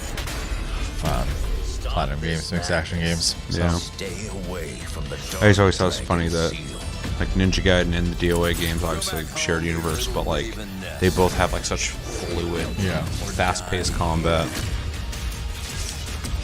Yeah, that's just wild looking. Truly think you have what it takes to slay the Dark Dragon? Prove it. The very fiend that resurrected the Dark Dragon years ago. Even a mortal such as yourself has heard of me? I'm sure. Die, insect.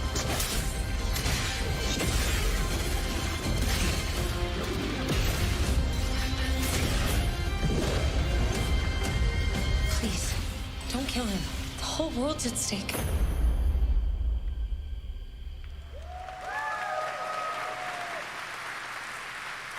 Well, we've seen so many great games so far, so make sure to spread some love to these amazing developers and teams behind them, and wishlist your next favorite I feel like our job here is just to reassure people they're seeing great stuff and they're going to see more great stuff. Every time something ends, she's like, that was great. We love this. It's going to get big better. blockbuster titles by scanning the QR code below. Now it's time for the world gameplay premiere of an MMO shooter set in a post-apocalyptic dystopian Seoul, South Korea. Are we throwing that word around? Is it an actual MMO or is it just an online game? Such an overused term. I hate it. Same. Freeze, ADF! Get on the ground now! Drop your weapon or we'll shoot! Drop your weapon, last warning! You've crossed the line. Are you trying to get us all killed here? 3 minutes to drop. Everyone stand by.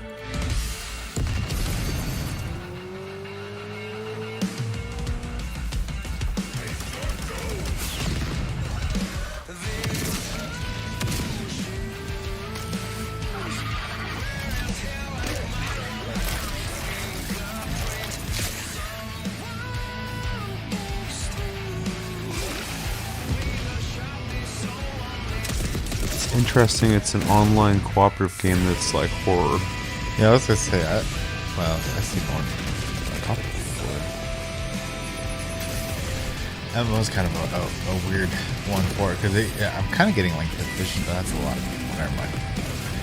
Might just have big global events. Well, I was thinking maybe like Destiny, where like certain things. I was thinking First Ascendant. Yeah, where certain things allow more people to phase in. It's where you're fighting monsters and mechs. You just can shoot everything, dude. I'm slightly curious about that. Yeah, it didn't look bad. I We've didn't got a second brand look new amazing game from either. NCSoft. Yeah. Time Takers is a competitive team-based survival shooter where the ultimate prize isn't points, it's time itself. Here's your first ever look at the gameplay. I floated in an ale-induced stupor, a ghost of my former glory.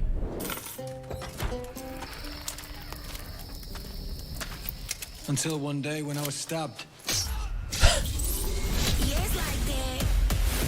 And see again. I thought I died. Instead, I was given a second chance in a strange world. They start putting stuff out so they don't just have to depend on supporting the games they've had for years. Revisited a couple the other night. It was, we were promised to fix they didn't age well. I guess that's what we're here to do.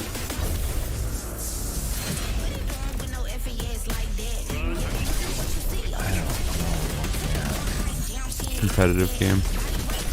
Okay. It's making a lot more sense now.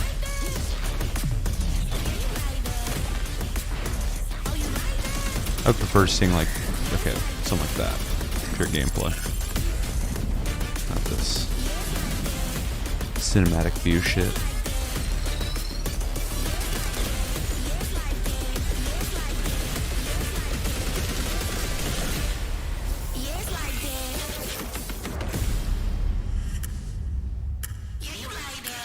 I would try that out, but it's not the finals. For decades, Silent Hill has defined psychological horror in games. And tonight, the fog rolls in once again.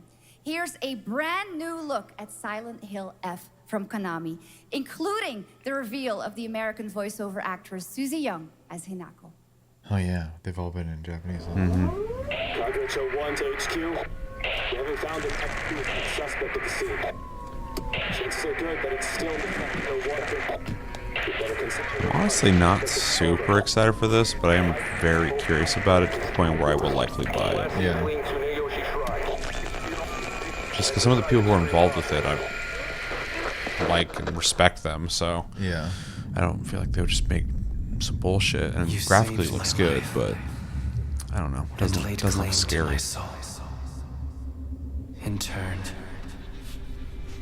I shall save your souls by claiming the life of your own self.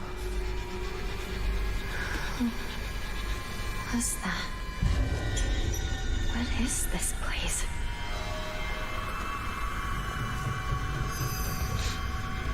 This way.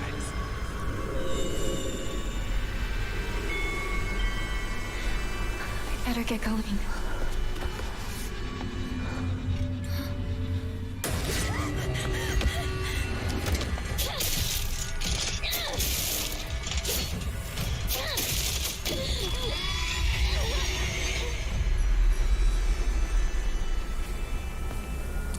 Yeah, and the combat, like if it's fun, I won't care, but it's not what I want from the Silent Hill. But I know a lot of people are calling it Souls-like, and I'm like, locking onto someone doesn't make it a Souls-like. The problem is that Souls has been like kind of like the main I wondered where you face of action games for so long now that everyone just calls everything action games. It's like when Ninja Gaiden 4 got announced, fucking people were going like, is it going to be a Souls-like? I'm like, no, look at it. It's not a Souls-like. That's just a straight-up third-person action game. Yeah. Much just like everything online's MMO, which is just like so not what that means. Or the people who convince themselves that turn-based RPGs are JRPGs. Everything's changed. Like, yeah. Confusion. People are confused. These terms have to mean something. Tell me, who are you? Please. Just die.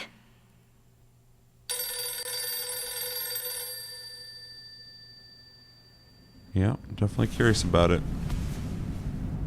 It must be hard for you to bid farewell to childhood friends. Yes. It looks good. Yeah. Graphically, like.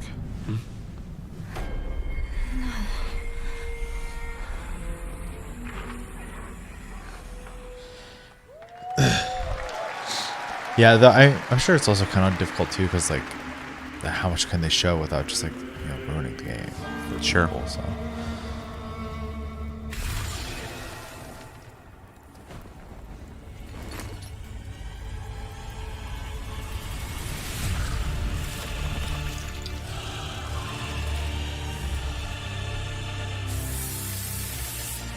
Okay, Valdo.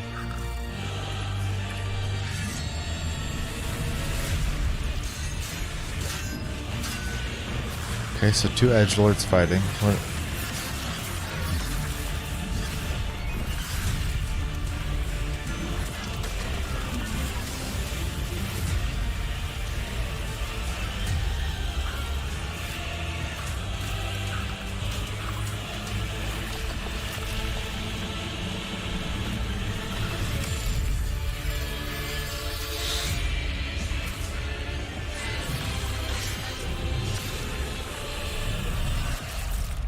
Some very wushu style combat. I'll say we're getting another fucking action here. What is it? The Divina Commedia, yeah, okay. That made me dyslexic, reading that.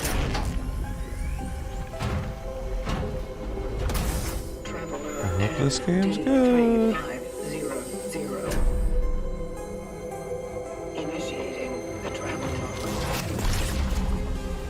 This is the Traveler, an agent of a shadowy faction known only as the Collective.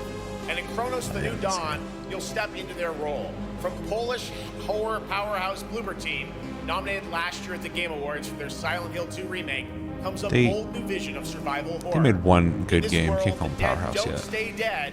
When they find each other, they merge into something far more terrifying. Launching September 5th, here's your brand new look at Kronos, the New Dawn. It's a pretty cool full outfit they made, though. Yeah, that's a dope cosplay. Yeah.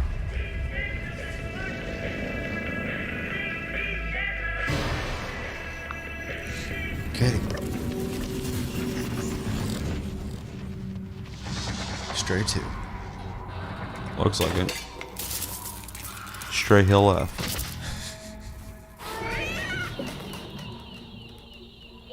That cat's not about it.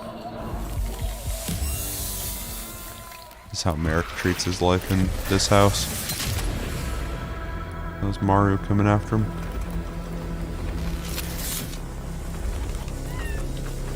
Are you glad to see me, friend? Why is the cat all of a sudden okay?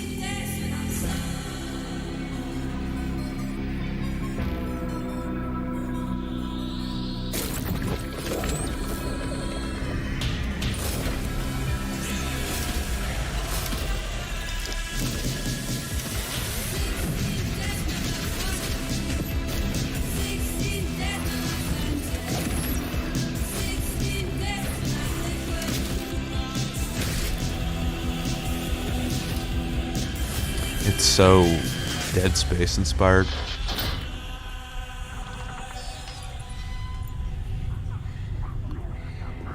Someone's gotta. True. It's depressing. I was reading the director of Dead Space and the guy who made Callisto Protocol. I think he said recently that he thinks he probably made his last game with Callisto Protocol because he can't get another game made. Like, that sucks. Oh, because of like funding and stuff. Yeah. Callisto Protocol didn't do well. And he keeps trying to get Dead Space 4 to happen, and EA's not interested. All right, for our next trailer, let's turn it over to the head of sequels. Online games so they can get 1 million or whatever the fuck whatever crazy amount they said that Battlefield 6 is supposed to bring in. Europeans packed into one building That in they're the not gonna dead be able of to. summer with absolutely no air conditioning. This is the type of dystopia we here at Obsidian Entertainment absolutely respect. What is this? Am I experiencing Schadenfreude right now? I may have messed up the pronunciation, but you knew the idea. How are you? My name is Mark. I am the head of sequels here at Obsidian Entertainment, and I've got big news. I'm going to drop a brand new trailer for The Outer Worlds 2. What are you going to get? More planets. Yeah, more this chaos, looking actually pretty and good. An actual release date now that GTA 6 Not that I have got time to pushed go to the and actually spring. play the So, first one to see if I strap like on it. in. Stock up on some gummy bears. I like Stock up the on your GTA favorite 6 pretzels. fucking Get ready. Here name comes drop. The Outer Worlds 2 trailer. Roll it, Jeff. It's got to be Jeff that's rolling it, right? And now, a trailer for the part of the game you'll remember more than the ending. The Companions. This game pulled on the price too, which is good to see. They were talking about charging, I think, 80 for this game, and people were like, "What?" And they went back to 70, which is still high, but it's amazing how 70 became the standard, and then we just jumped to 80 real quick.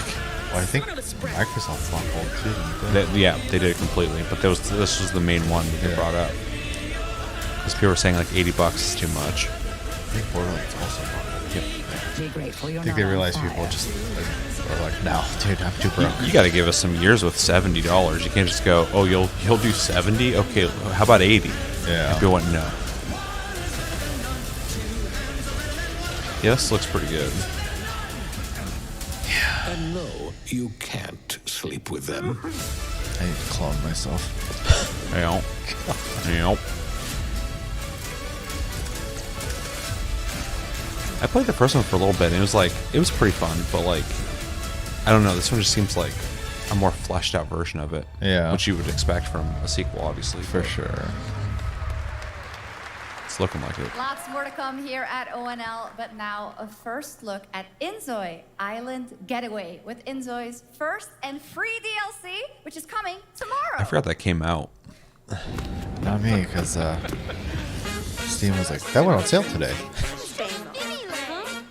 It looks great visually, but Yeah. I just remember hearing like so many people going like it's kind of soulless. Yeah. There's not like enough to do. Well, there's a step in the direction for that. Yeah. Speaking of games that started off poorly received, I tried Palia the other day. And because the reviews I see were actually good now. It's pretty good. I don't think it's like amazing, but if you're looking for a MMO style like Harvest Moonlight game, it's definitely that. Yeah, I might have to check it out.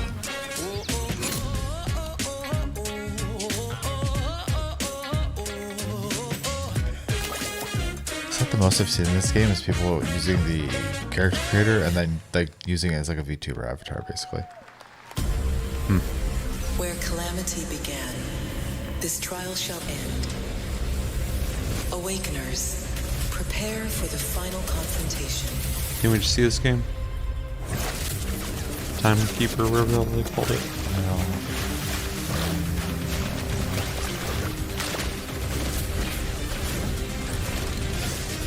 Fan service. It's important to the plot. True.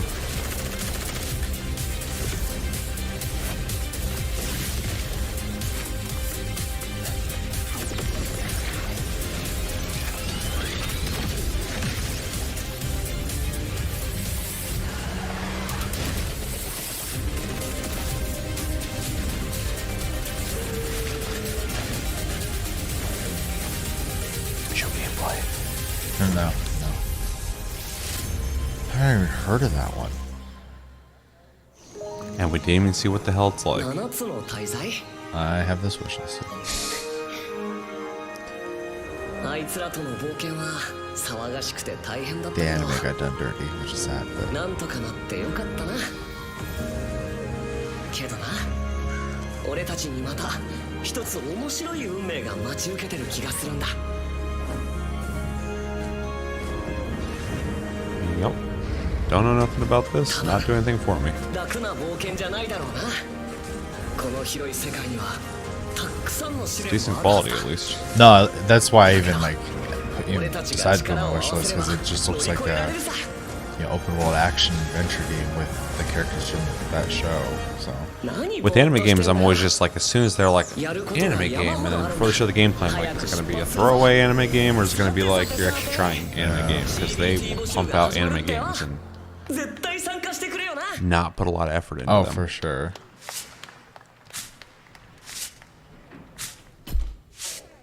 I want to try that. The ROG that has Xbox painted on it? No, fucking. Oh, the game. Moonlighter 2. Yeah.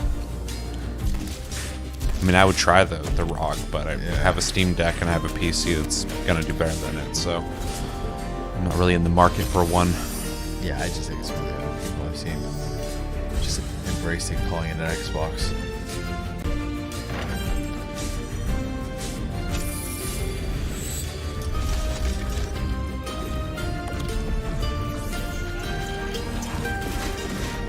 Roll. Important. So much work just to make a buck, dude. Yeah, this ain't worth it.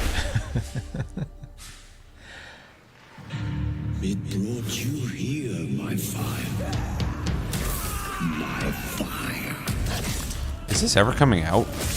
They've been working on this for years. And I mean, you work on any game for years, but like they showed this game a long time ago. Yeah. Oh my, you. Well, it's either in development hell or it's going to be just full of content. So. It looks decent. Yeah. I don't hope so.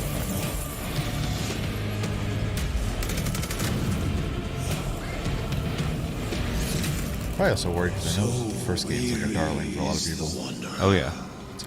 The treads on the fertile soil. Combat looks good. Hopefully they'll have like choices. Yeah, I mean, October. They have, yeah, nice.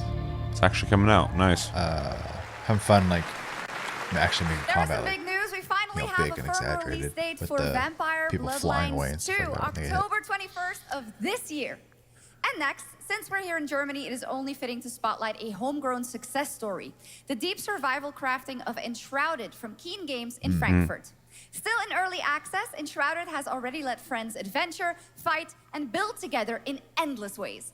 But tonight, the world is about to change forever. A new force is coming, one that will redefine how you explore, how you build, and how you survive. It's a monumental edition, and you're hearing about it first, right here at Opening Night Live. Correct. Just release the game. Listen. Correct. You're correct. It's the first time I'm hearing about I this. dreamt of a time before the corruption and the fight for survival. I dreamt of a shimmering home and of exile. To find peace, we must brave the deep. I don't either. Here, Do they upgrade the old graphics? gods whisper, and an ancient fury awakens. Also, last time I played, you couldn't go into the. You could barely go into the snowy area, but you couldn't go too far into it. Yeah. Might have to come back. Kind of sucks that the shtick of the game is the part I don't like.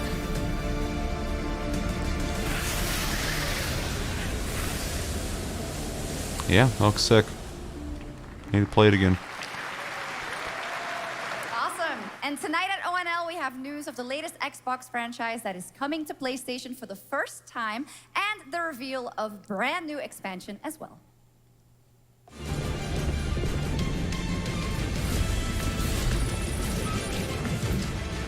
It's that game we played. Apparently on PlayStation.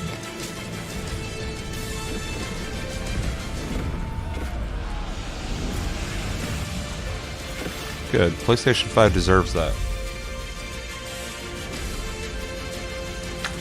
Oh, that just made me think of another spoiler I saw today. I wonder how that plays on a controller. Yeah, that's a great question.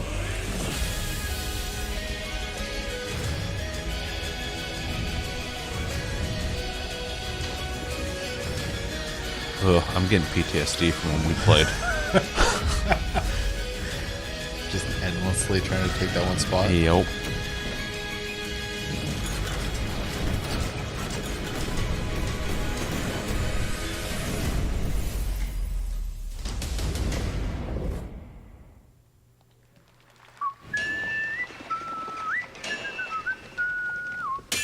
I gotta fucking beat this.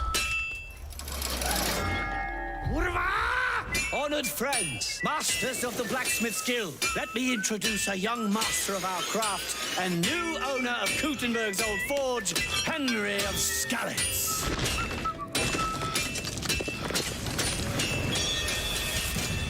Ready? We can begin. Is that like a side game or a Legacy of the add-on? Forge, the second story It seems expansion like for Kingdom just Come an Deliverance add-on thing. 2. You'll put your blacksmithing skills to the test to acquire and repair a legendary burnt-down forge with brand new design features. All right. Do we have any Cult of the Lamb fans in here? Haven't played it. Visually, yes. All right. I think It's it time is for some big news for the darkly comedic got a cool action style. adventure management hybrid game. Here's the announcement of a major expansion to the game coming soon. Just endlessly working on this game? I guess so. They're all in on it. That's co-op though. I need to play it.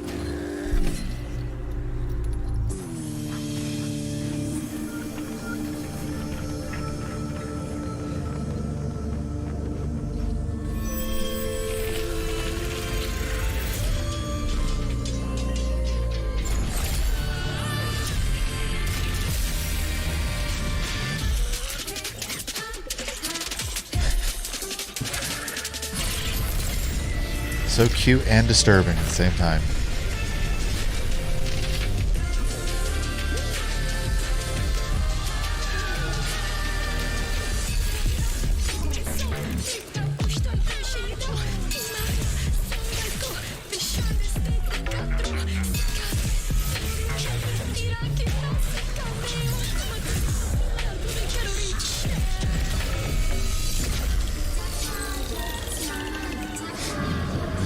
Wild.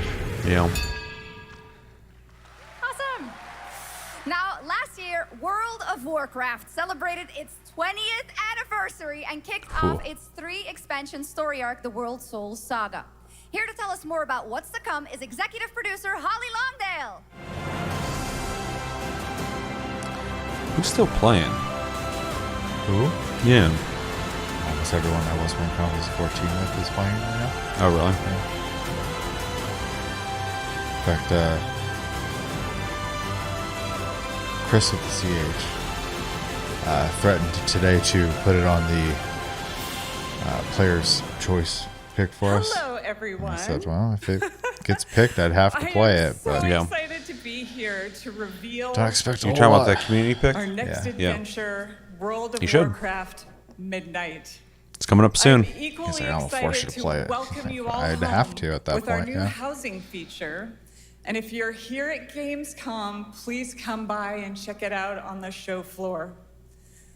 We have a lot coming in this next expansion, our 11th expansion. It's crazy. To start with, on the horizon, there's a looming darkness, and it's threatening the ancestral home of our blood elves. But Midnight is also about light. I saw somebody talk about this earlier. And about hope. And about heroes who rise Apparently when they the world ruined needs them Blood most. Elves design. And it's about the bonds that tie us together. And it all starts at the Sunwell. And if any of you have ever played WoW, do you remember the Sunwell? I don't. I do. With that in mind, please enjoy the premiere of our cinematic introduction to Midnight.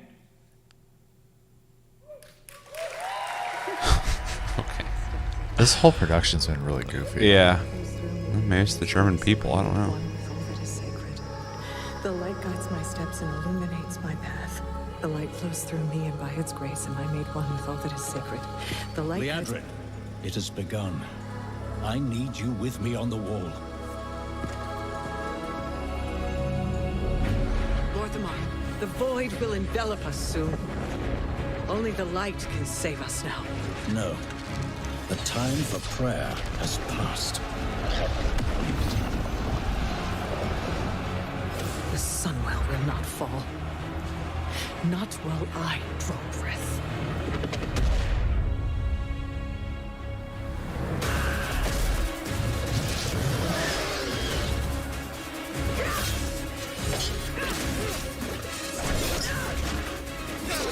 Little elves. I can see you grow weary. How much longer can you hold out? Flee and save yourselves. Liadrin, don't. Light be with you. You see?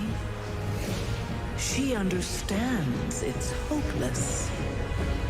Soon, you all will. The light guides my steps and illuminates my path. The light flows through me, and by its grace am I made one with all that is sacred. The light guides my steps and illuminates my path. The light flows through...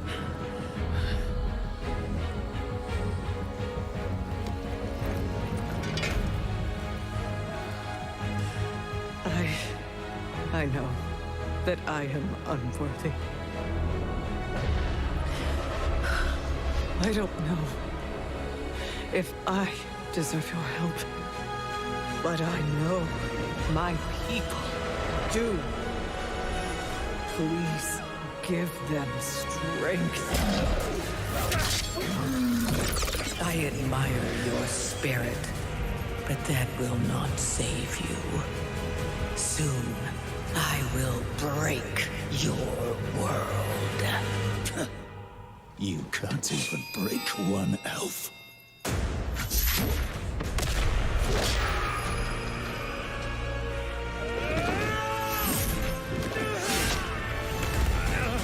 This darkness comes to devour everything. And when it is finished, there will be no more light. Without your aid, we will perish. I beg you, help us.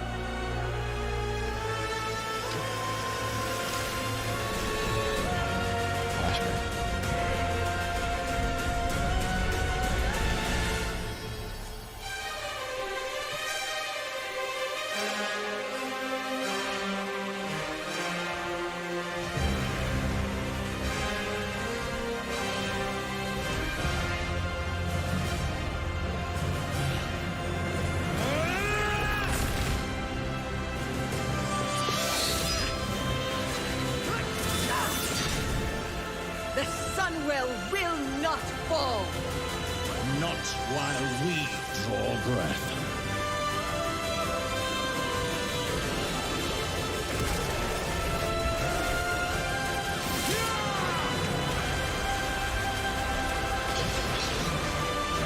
So we got the whole story in one trailer.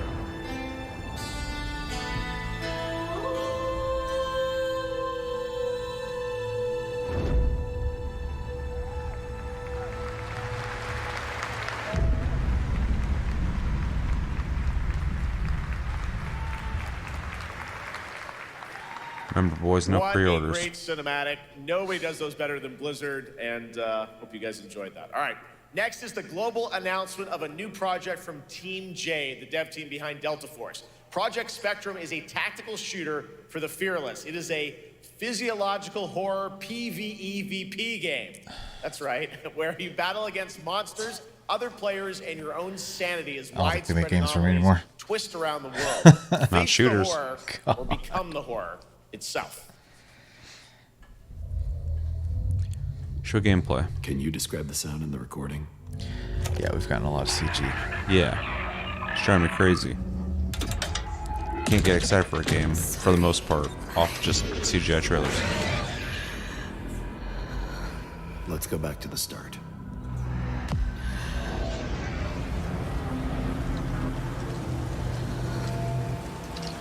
I remember the wind. Okay. Strong wind. Nice looking. What the hell happened? Yeah. We got company!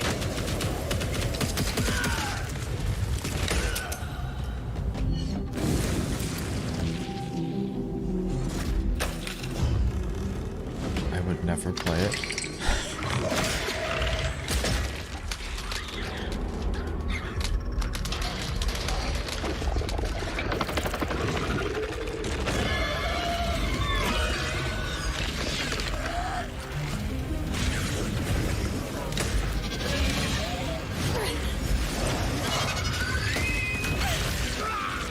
Should have brought something better than that pistol. True. Oh, there it is. A makeshift Molotov. Yeah. You guys are not prepared for this. This looks pretty decent. That thing is creepy. Yeah. No, yeah, it looks pretty good. I don't but sometimes do horror or versus. Loss can birth beasts and bury truths. It's PvPvE. You could not run into people. That's not even remotely true. It is. You can play through Hunt Showdown without ever firing a shot at anybody. I would find everybody on accident. The beast. Because I would get lost. If you find them, they don't find you. You got the edge.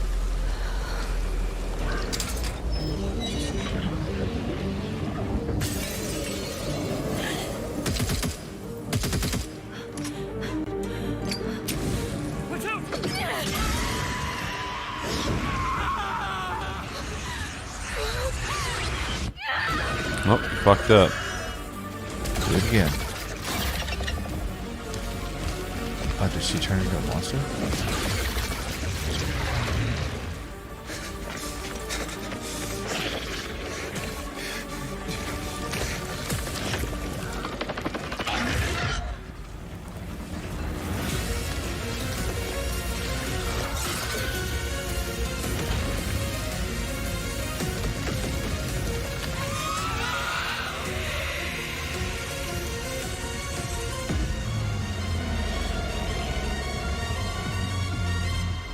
Definitely looks like some good play. Yeah, I'll check it out.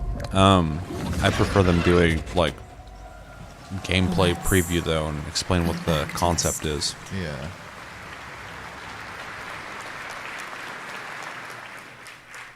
All right, this next world premiere feels familiar, yet it is something brand new from Wargaming. And trust me, you've seen them with tanks, but you haven't seen them do anything like this before. And it's coming to PC, consoles, and Steam Deck. And Steam Deck.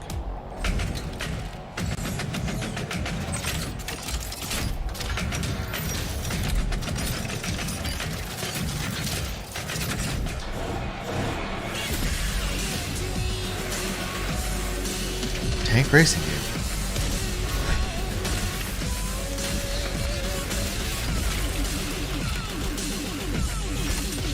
Is it like Twisted Metal? Oh, maybe.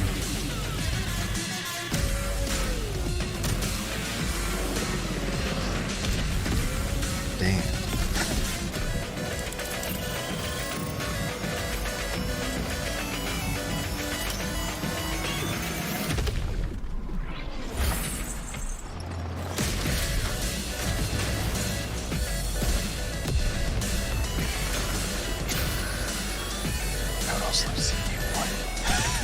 We don't do that. Not at Gamescom.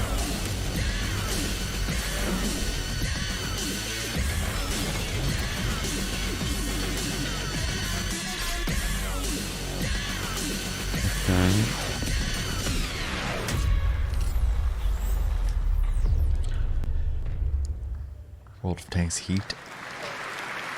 Guess so. This October, Sucker Punch and PlayStation take us back to the year 1603 into the sandals of Atsu, a lone Ronin driven by a single purpose to avenge the brutal slaughter of her family at the hands of the ruthless Yotei 6. Tonight, we have a new look at the deadly, beautiful world of Ghost of Yotei. Thank you, I needed something. Yeah, dude, I'm fading. I'm struggling here. Yeah.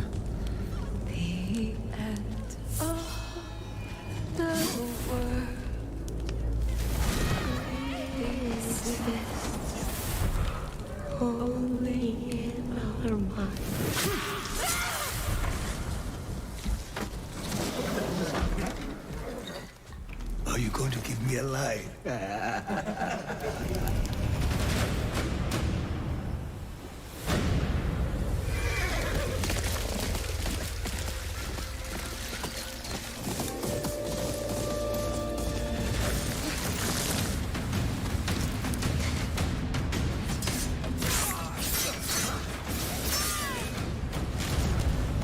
Swordsmith's daughter.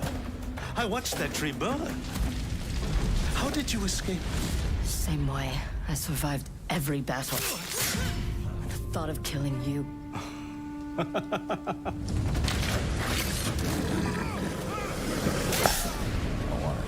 Can't wait.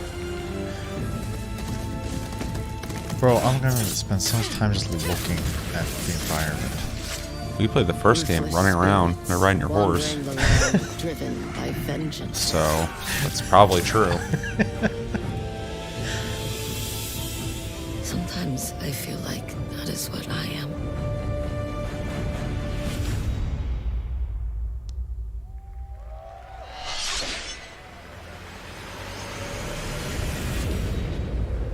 This is what got spoiled for me. Fuck yeah. Oh, nice. You got your wish. Yep. That's all I wanted, dude. I just want a better looking Ghost of Tsushima with more legends.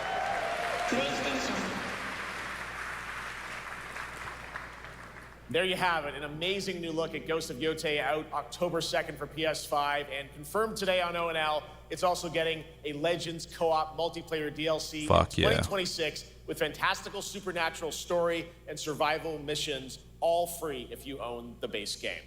That's crazy. They could have charged for the last one. Evil has terrified, thrilled, and defined the survival horror genre. Now, a new chapter rises from the shadows. Back in June at Summer Game Fest, we gave you the first glimpse at Resident Evil Requiem, and tonight we are diving deeper with a brand new look that explores the haunting backstory of the game's protagonist, Grace Ashcroft, and why she may be the key to surviving. Yeah.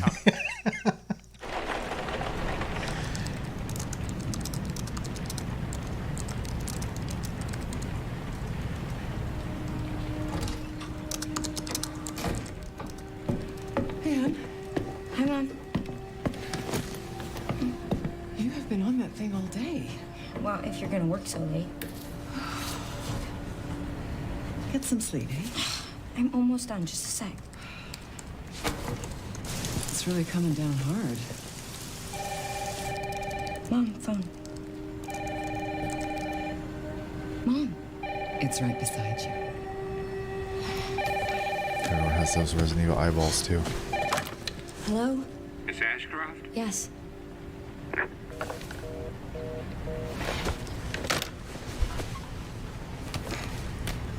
Who was it? Dunno. They asked for Miss Ashcroft and then they hung up on me. Rude. What the? They're coming. Grace, we need to go. Go where? Mom, what's going on? Hurry. Wait, who's coming? What's wrong? Shh. We need to keep our voices down. This is ridiculous. Come on.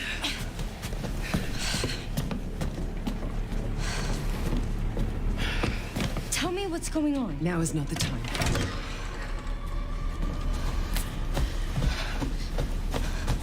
Well, that flashlight look is crazy.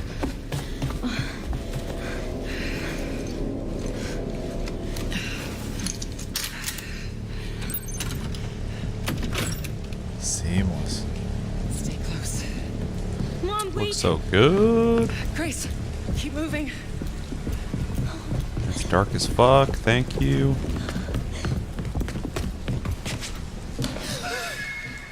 Oh, who's that?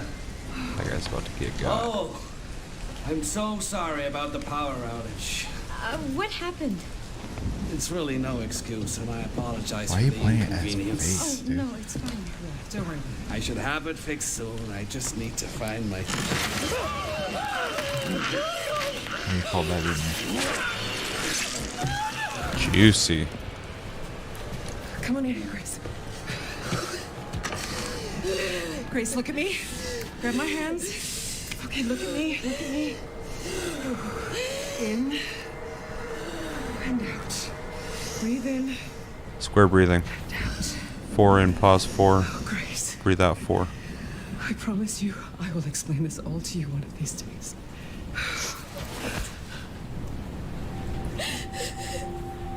Grace. Please know that you are my hope. Never forget that. What are you talking about? Just... I love you. I love you too. Okay. Mom, I'm scared. No. We need to find a way out of here now. But we don't have any of our stuff. We can come back for it later, Grace.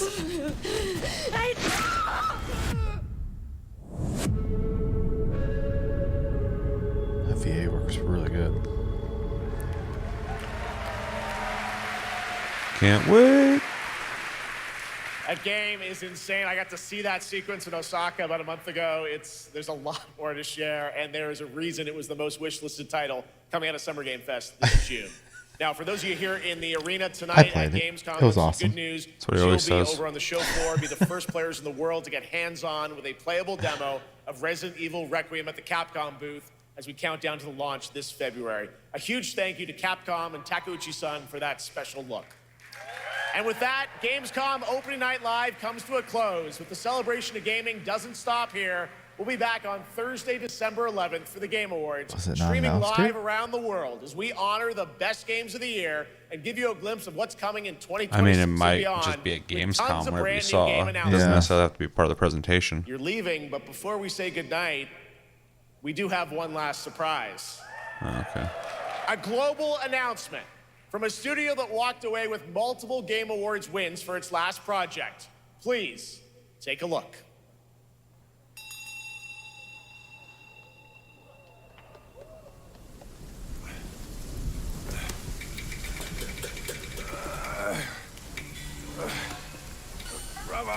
Who's the game sense again? Help me out. Is that the people who make Wukong? Oh, yeah, probably. Look at that belly of yours. Where's the mountain? Hey, you're falling fat, losing again. Drop that coswallop. Master will take us back, as long as we keep that mountain in our heart. Hey. Not scolding, not flogging, life spared. Why risk going back? This place, we've got food on our table and...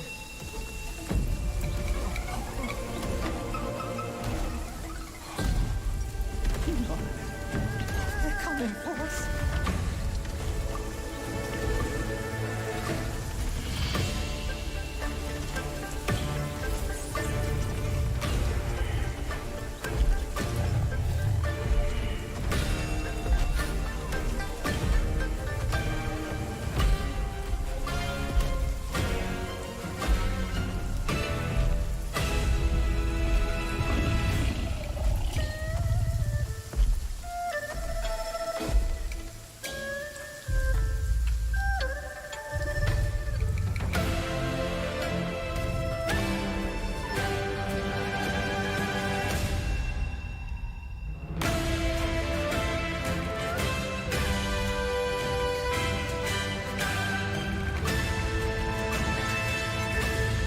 Interesting.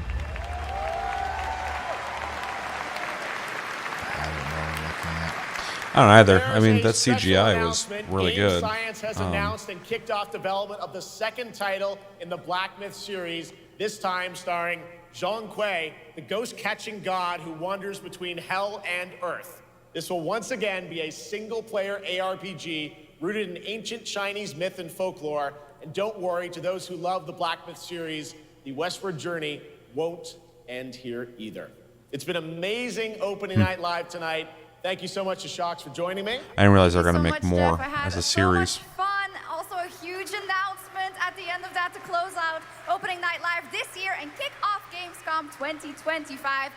It's been so much fun to host. I need to play this thing Wukong again at some with point, you, but Jeff. maybe it'll be like Liza P and be on PlayStation It was Plus, such an and then amazing we'll have show. to Great think about job it. to you. Thanks for coming back again, Shocks. And thank you to everyone for watching online and here, the audience in Cologne. What a great night. Have a great Gamescom 2025.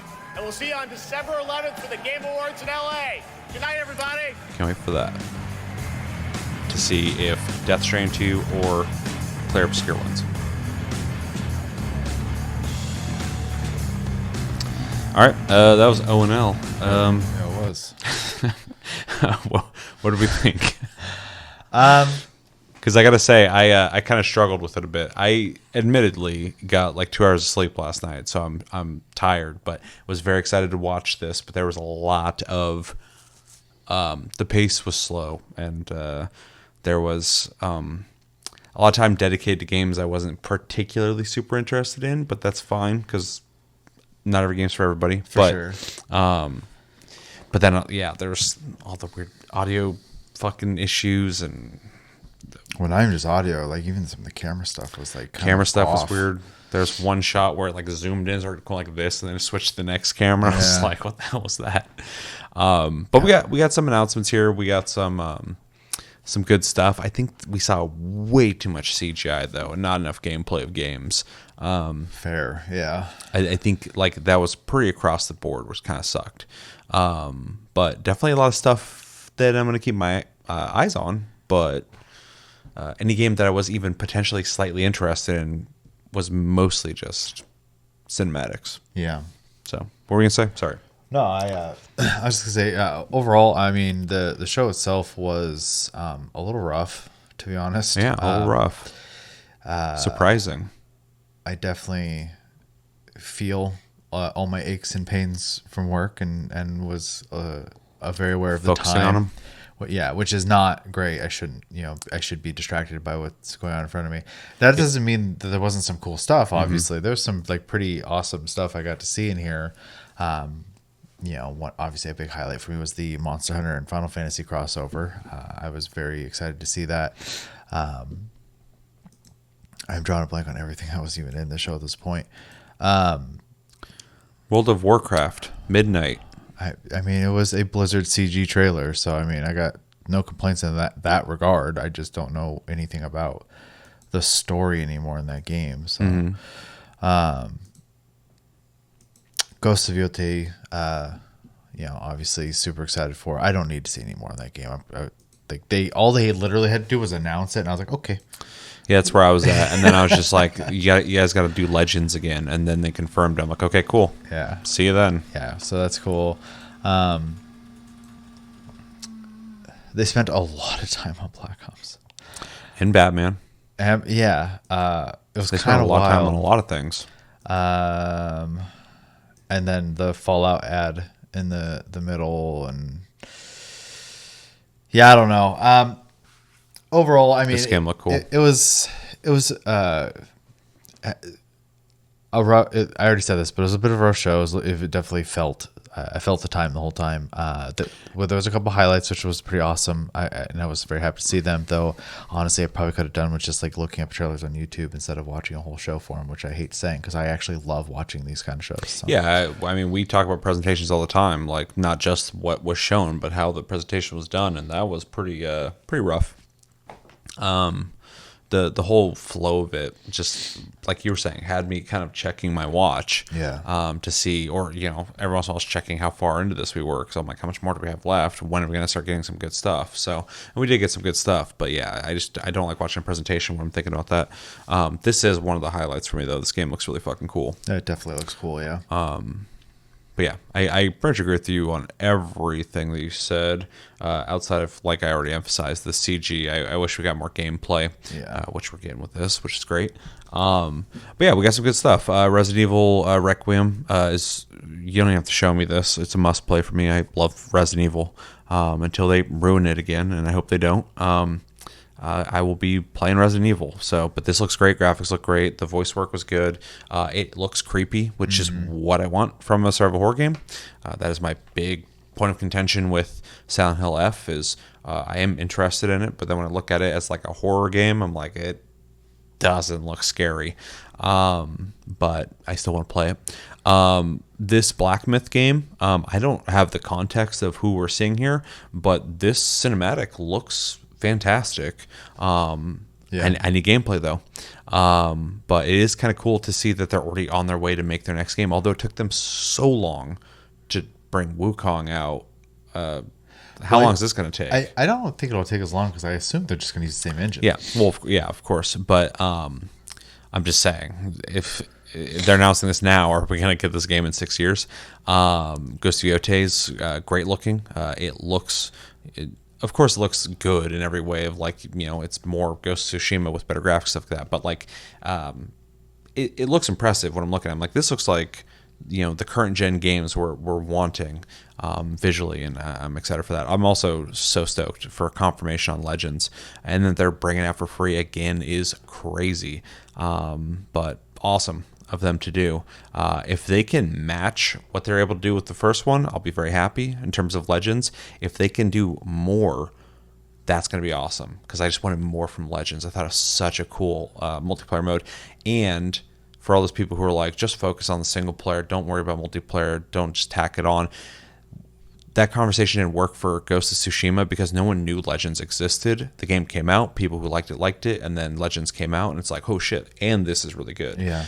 So they've proven themselves that they can do the single player and the multiplayer in really effective ways, and so I'm hoping this already looks great, but I'm hoping Legends like ups the ante with this game. So really excited for that, because I mean that raid was like so cool.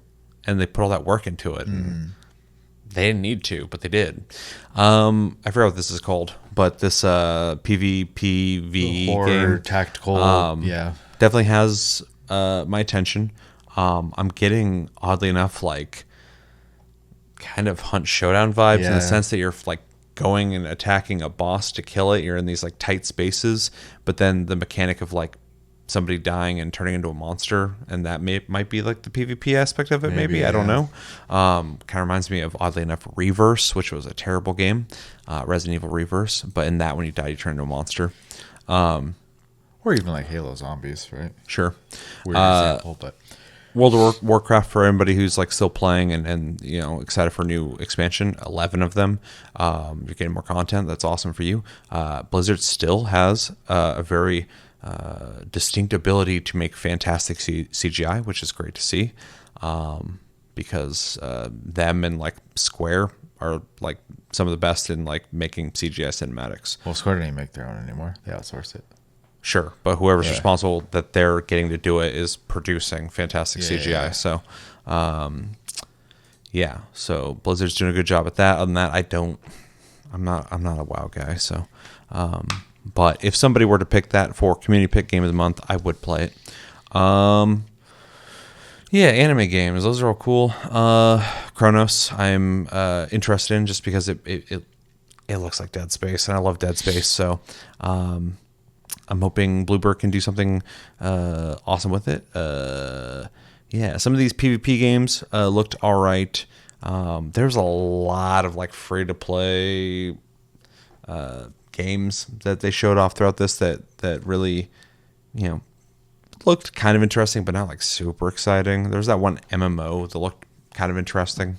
I'd like to see more on it. The Destiny-esque, also kind of like Division. Yeah. Fallout Season 2 I'll watch. I thought the first one was pretty decent. I probably won't. They spent a shitload of time on this, but I'm sure they got some money for it, so, you know, whatever. I thought the pre-show was pretty good, too. Actually, probably that was my favorite part. The pacing was perfect. Yeah. Because they say some funny stuff, and then it showed gameplay and some funny stuff, and then gameplay. I'm sure anyone who's watched the channel for long enough has probably seen that I'm not the most, like, comedic, you know, person or definitely not a comedian. One, I don't laugh at a lot of jokes and stuff like that, but like his comedy style was right up my alley. So. There's a wit to it. That's worth appreciating. I definitely want to watch this when this comes out. So if you guys don't follow us over on Tasty Flicks, go do that. It's linked down below. That's where we watch anime and movies and stuff. We do reviews. So as long as that comes out, I would probably prioritize this, but we'll probably do episodic reviews of that when that comes out, because I'm interested in that. Black Ops 7 looks interesting enough to me, but not enough that makes me want to go and play COD again. But there's some cool stuff going on there, so I was happy to see that they're revisiting old ideas, I guess, that they abandoned. Well, then, like, hopefully, obviously, for just people in general, hopefully they just make a good game so that even people like you who maybe just aren't really paying attention to it anymore decide to give it a shot again and enjoy it. So sure. And then the Monster Hunter crossover with Final Fantasy 14 I think is really cool. I'm very happy to see two different brands that I'm a fan of collaborate like this. So everybody on both sides gets something, and it makes you want to play both, which is, you know, lucky for me, I like both. Yeah, exactly. And then Batman, they spent a lot of time on Batman, but it seems like a full-fledged Lego game. So if you're into Lego games, it looks like it's going to be a solid one. So overall, though, clunky presentation with a lot of weird issues and pacing problems for sure. Too much CGI, but we got some big reveals that I feel like could have been tightened up. 2.5 hours is already a big presentation, and it felt longer than 2.5 hours to me. So that's not good. But I'm happy I watched it. A lot of cool stuff. I'm actually interested in Vampire the Masquerade Bloodlines 2. That looked pretty decent. Looked pretty fun. Yeah, the combat looked fun. Yeah, so. People were like ragdolling and flying around stuff. I'm like, that's stuff I like. If I get choices in missions and have RPG mechanics where I get to level my character how I want, I'd play that. I would actually say that and Outer Worlds 2 both kind of just have like a similar thing going on where like the combat just looks like fun. Yeah. So. Yeah, I agree with that. So, yeah, overall presentation I wish was a little better. I wish it was a little more trimmed up, and I don't know how quickly they threw it together. I know Geoff Keighley's busy with all of his projects everywhere, and he also happens to host ONL in Germany as well. So I don't think this is his. I think he just shows up to do that. So. Yeah, I mean, but he's got his tentacles and fucking everything that has to do with presenting games. Yeah, at big presentations. So yeah, I think I'm gonna give this presentation a C+. Okay. I think it was pretty. There's some really like cool stuff in it, but as a presentation for 2.5 hours, it was kind of hard to watch at some points, and that kind of sucks because you guys know us. Something can be pretty mediocre to a lot of people. We'll find enjoyment out of it, but I thought this was kind of rough to watch at some points. So, but yeah, some really cool stuff to see though. Yeah, I mean, I'm just too much CGI. Similar area there. I'm gonna give it a C. Okay. I could probably watch paint dry, and this was pretty close to that. So, yeah, I could probably, if I took this and edited it, I could probably shave an hour off of it. Yeah, which, I don't want to say that obviously. But, sure. I was very thrilled to see some of the things there, though. I just would have seen them outside of this. As all these trailers, that's just going to happen, and. So, want to show up for the show and like enjoy the show, and I just couldn't. So, which is a bummer. Shout out to the musical performance for Claire Obscure. I enjoyed it. A lot of times those musical performances don't do much for me, but I really, really like that game, and I think the soundtrack is one of the best soundtracks in recent gaming. So, it was cool to hear. All right, so C+.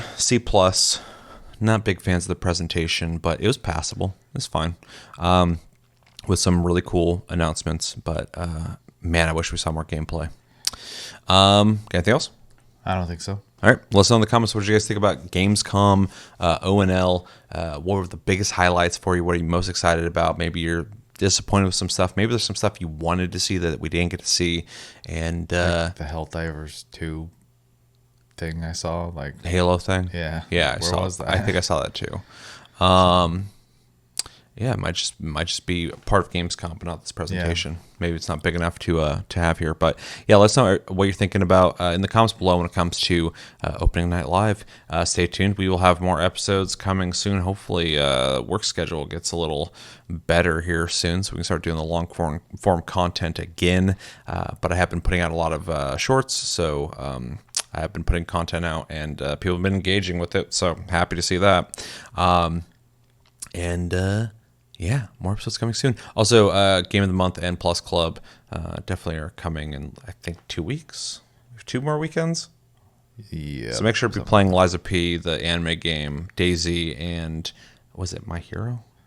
One's Justice 2. Yeah, and then we're also playing Tank Quest 2 right now in early access. So we'll be reviewing those in like 2 weeks.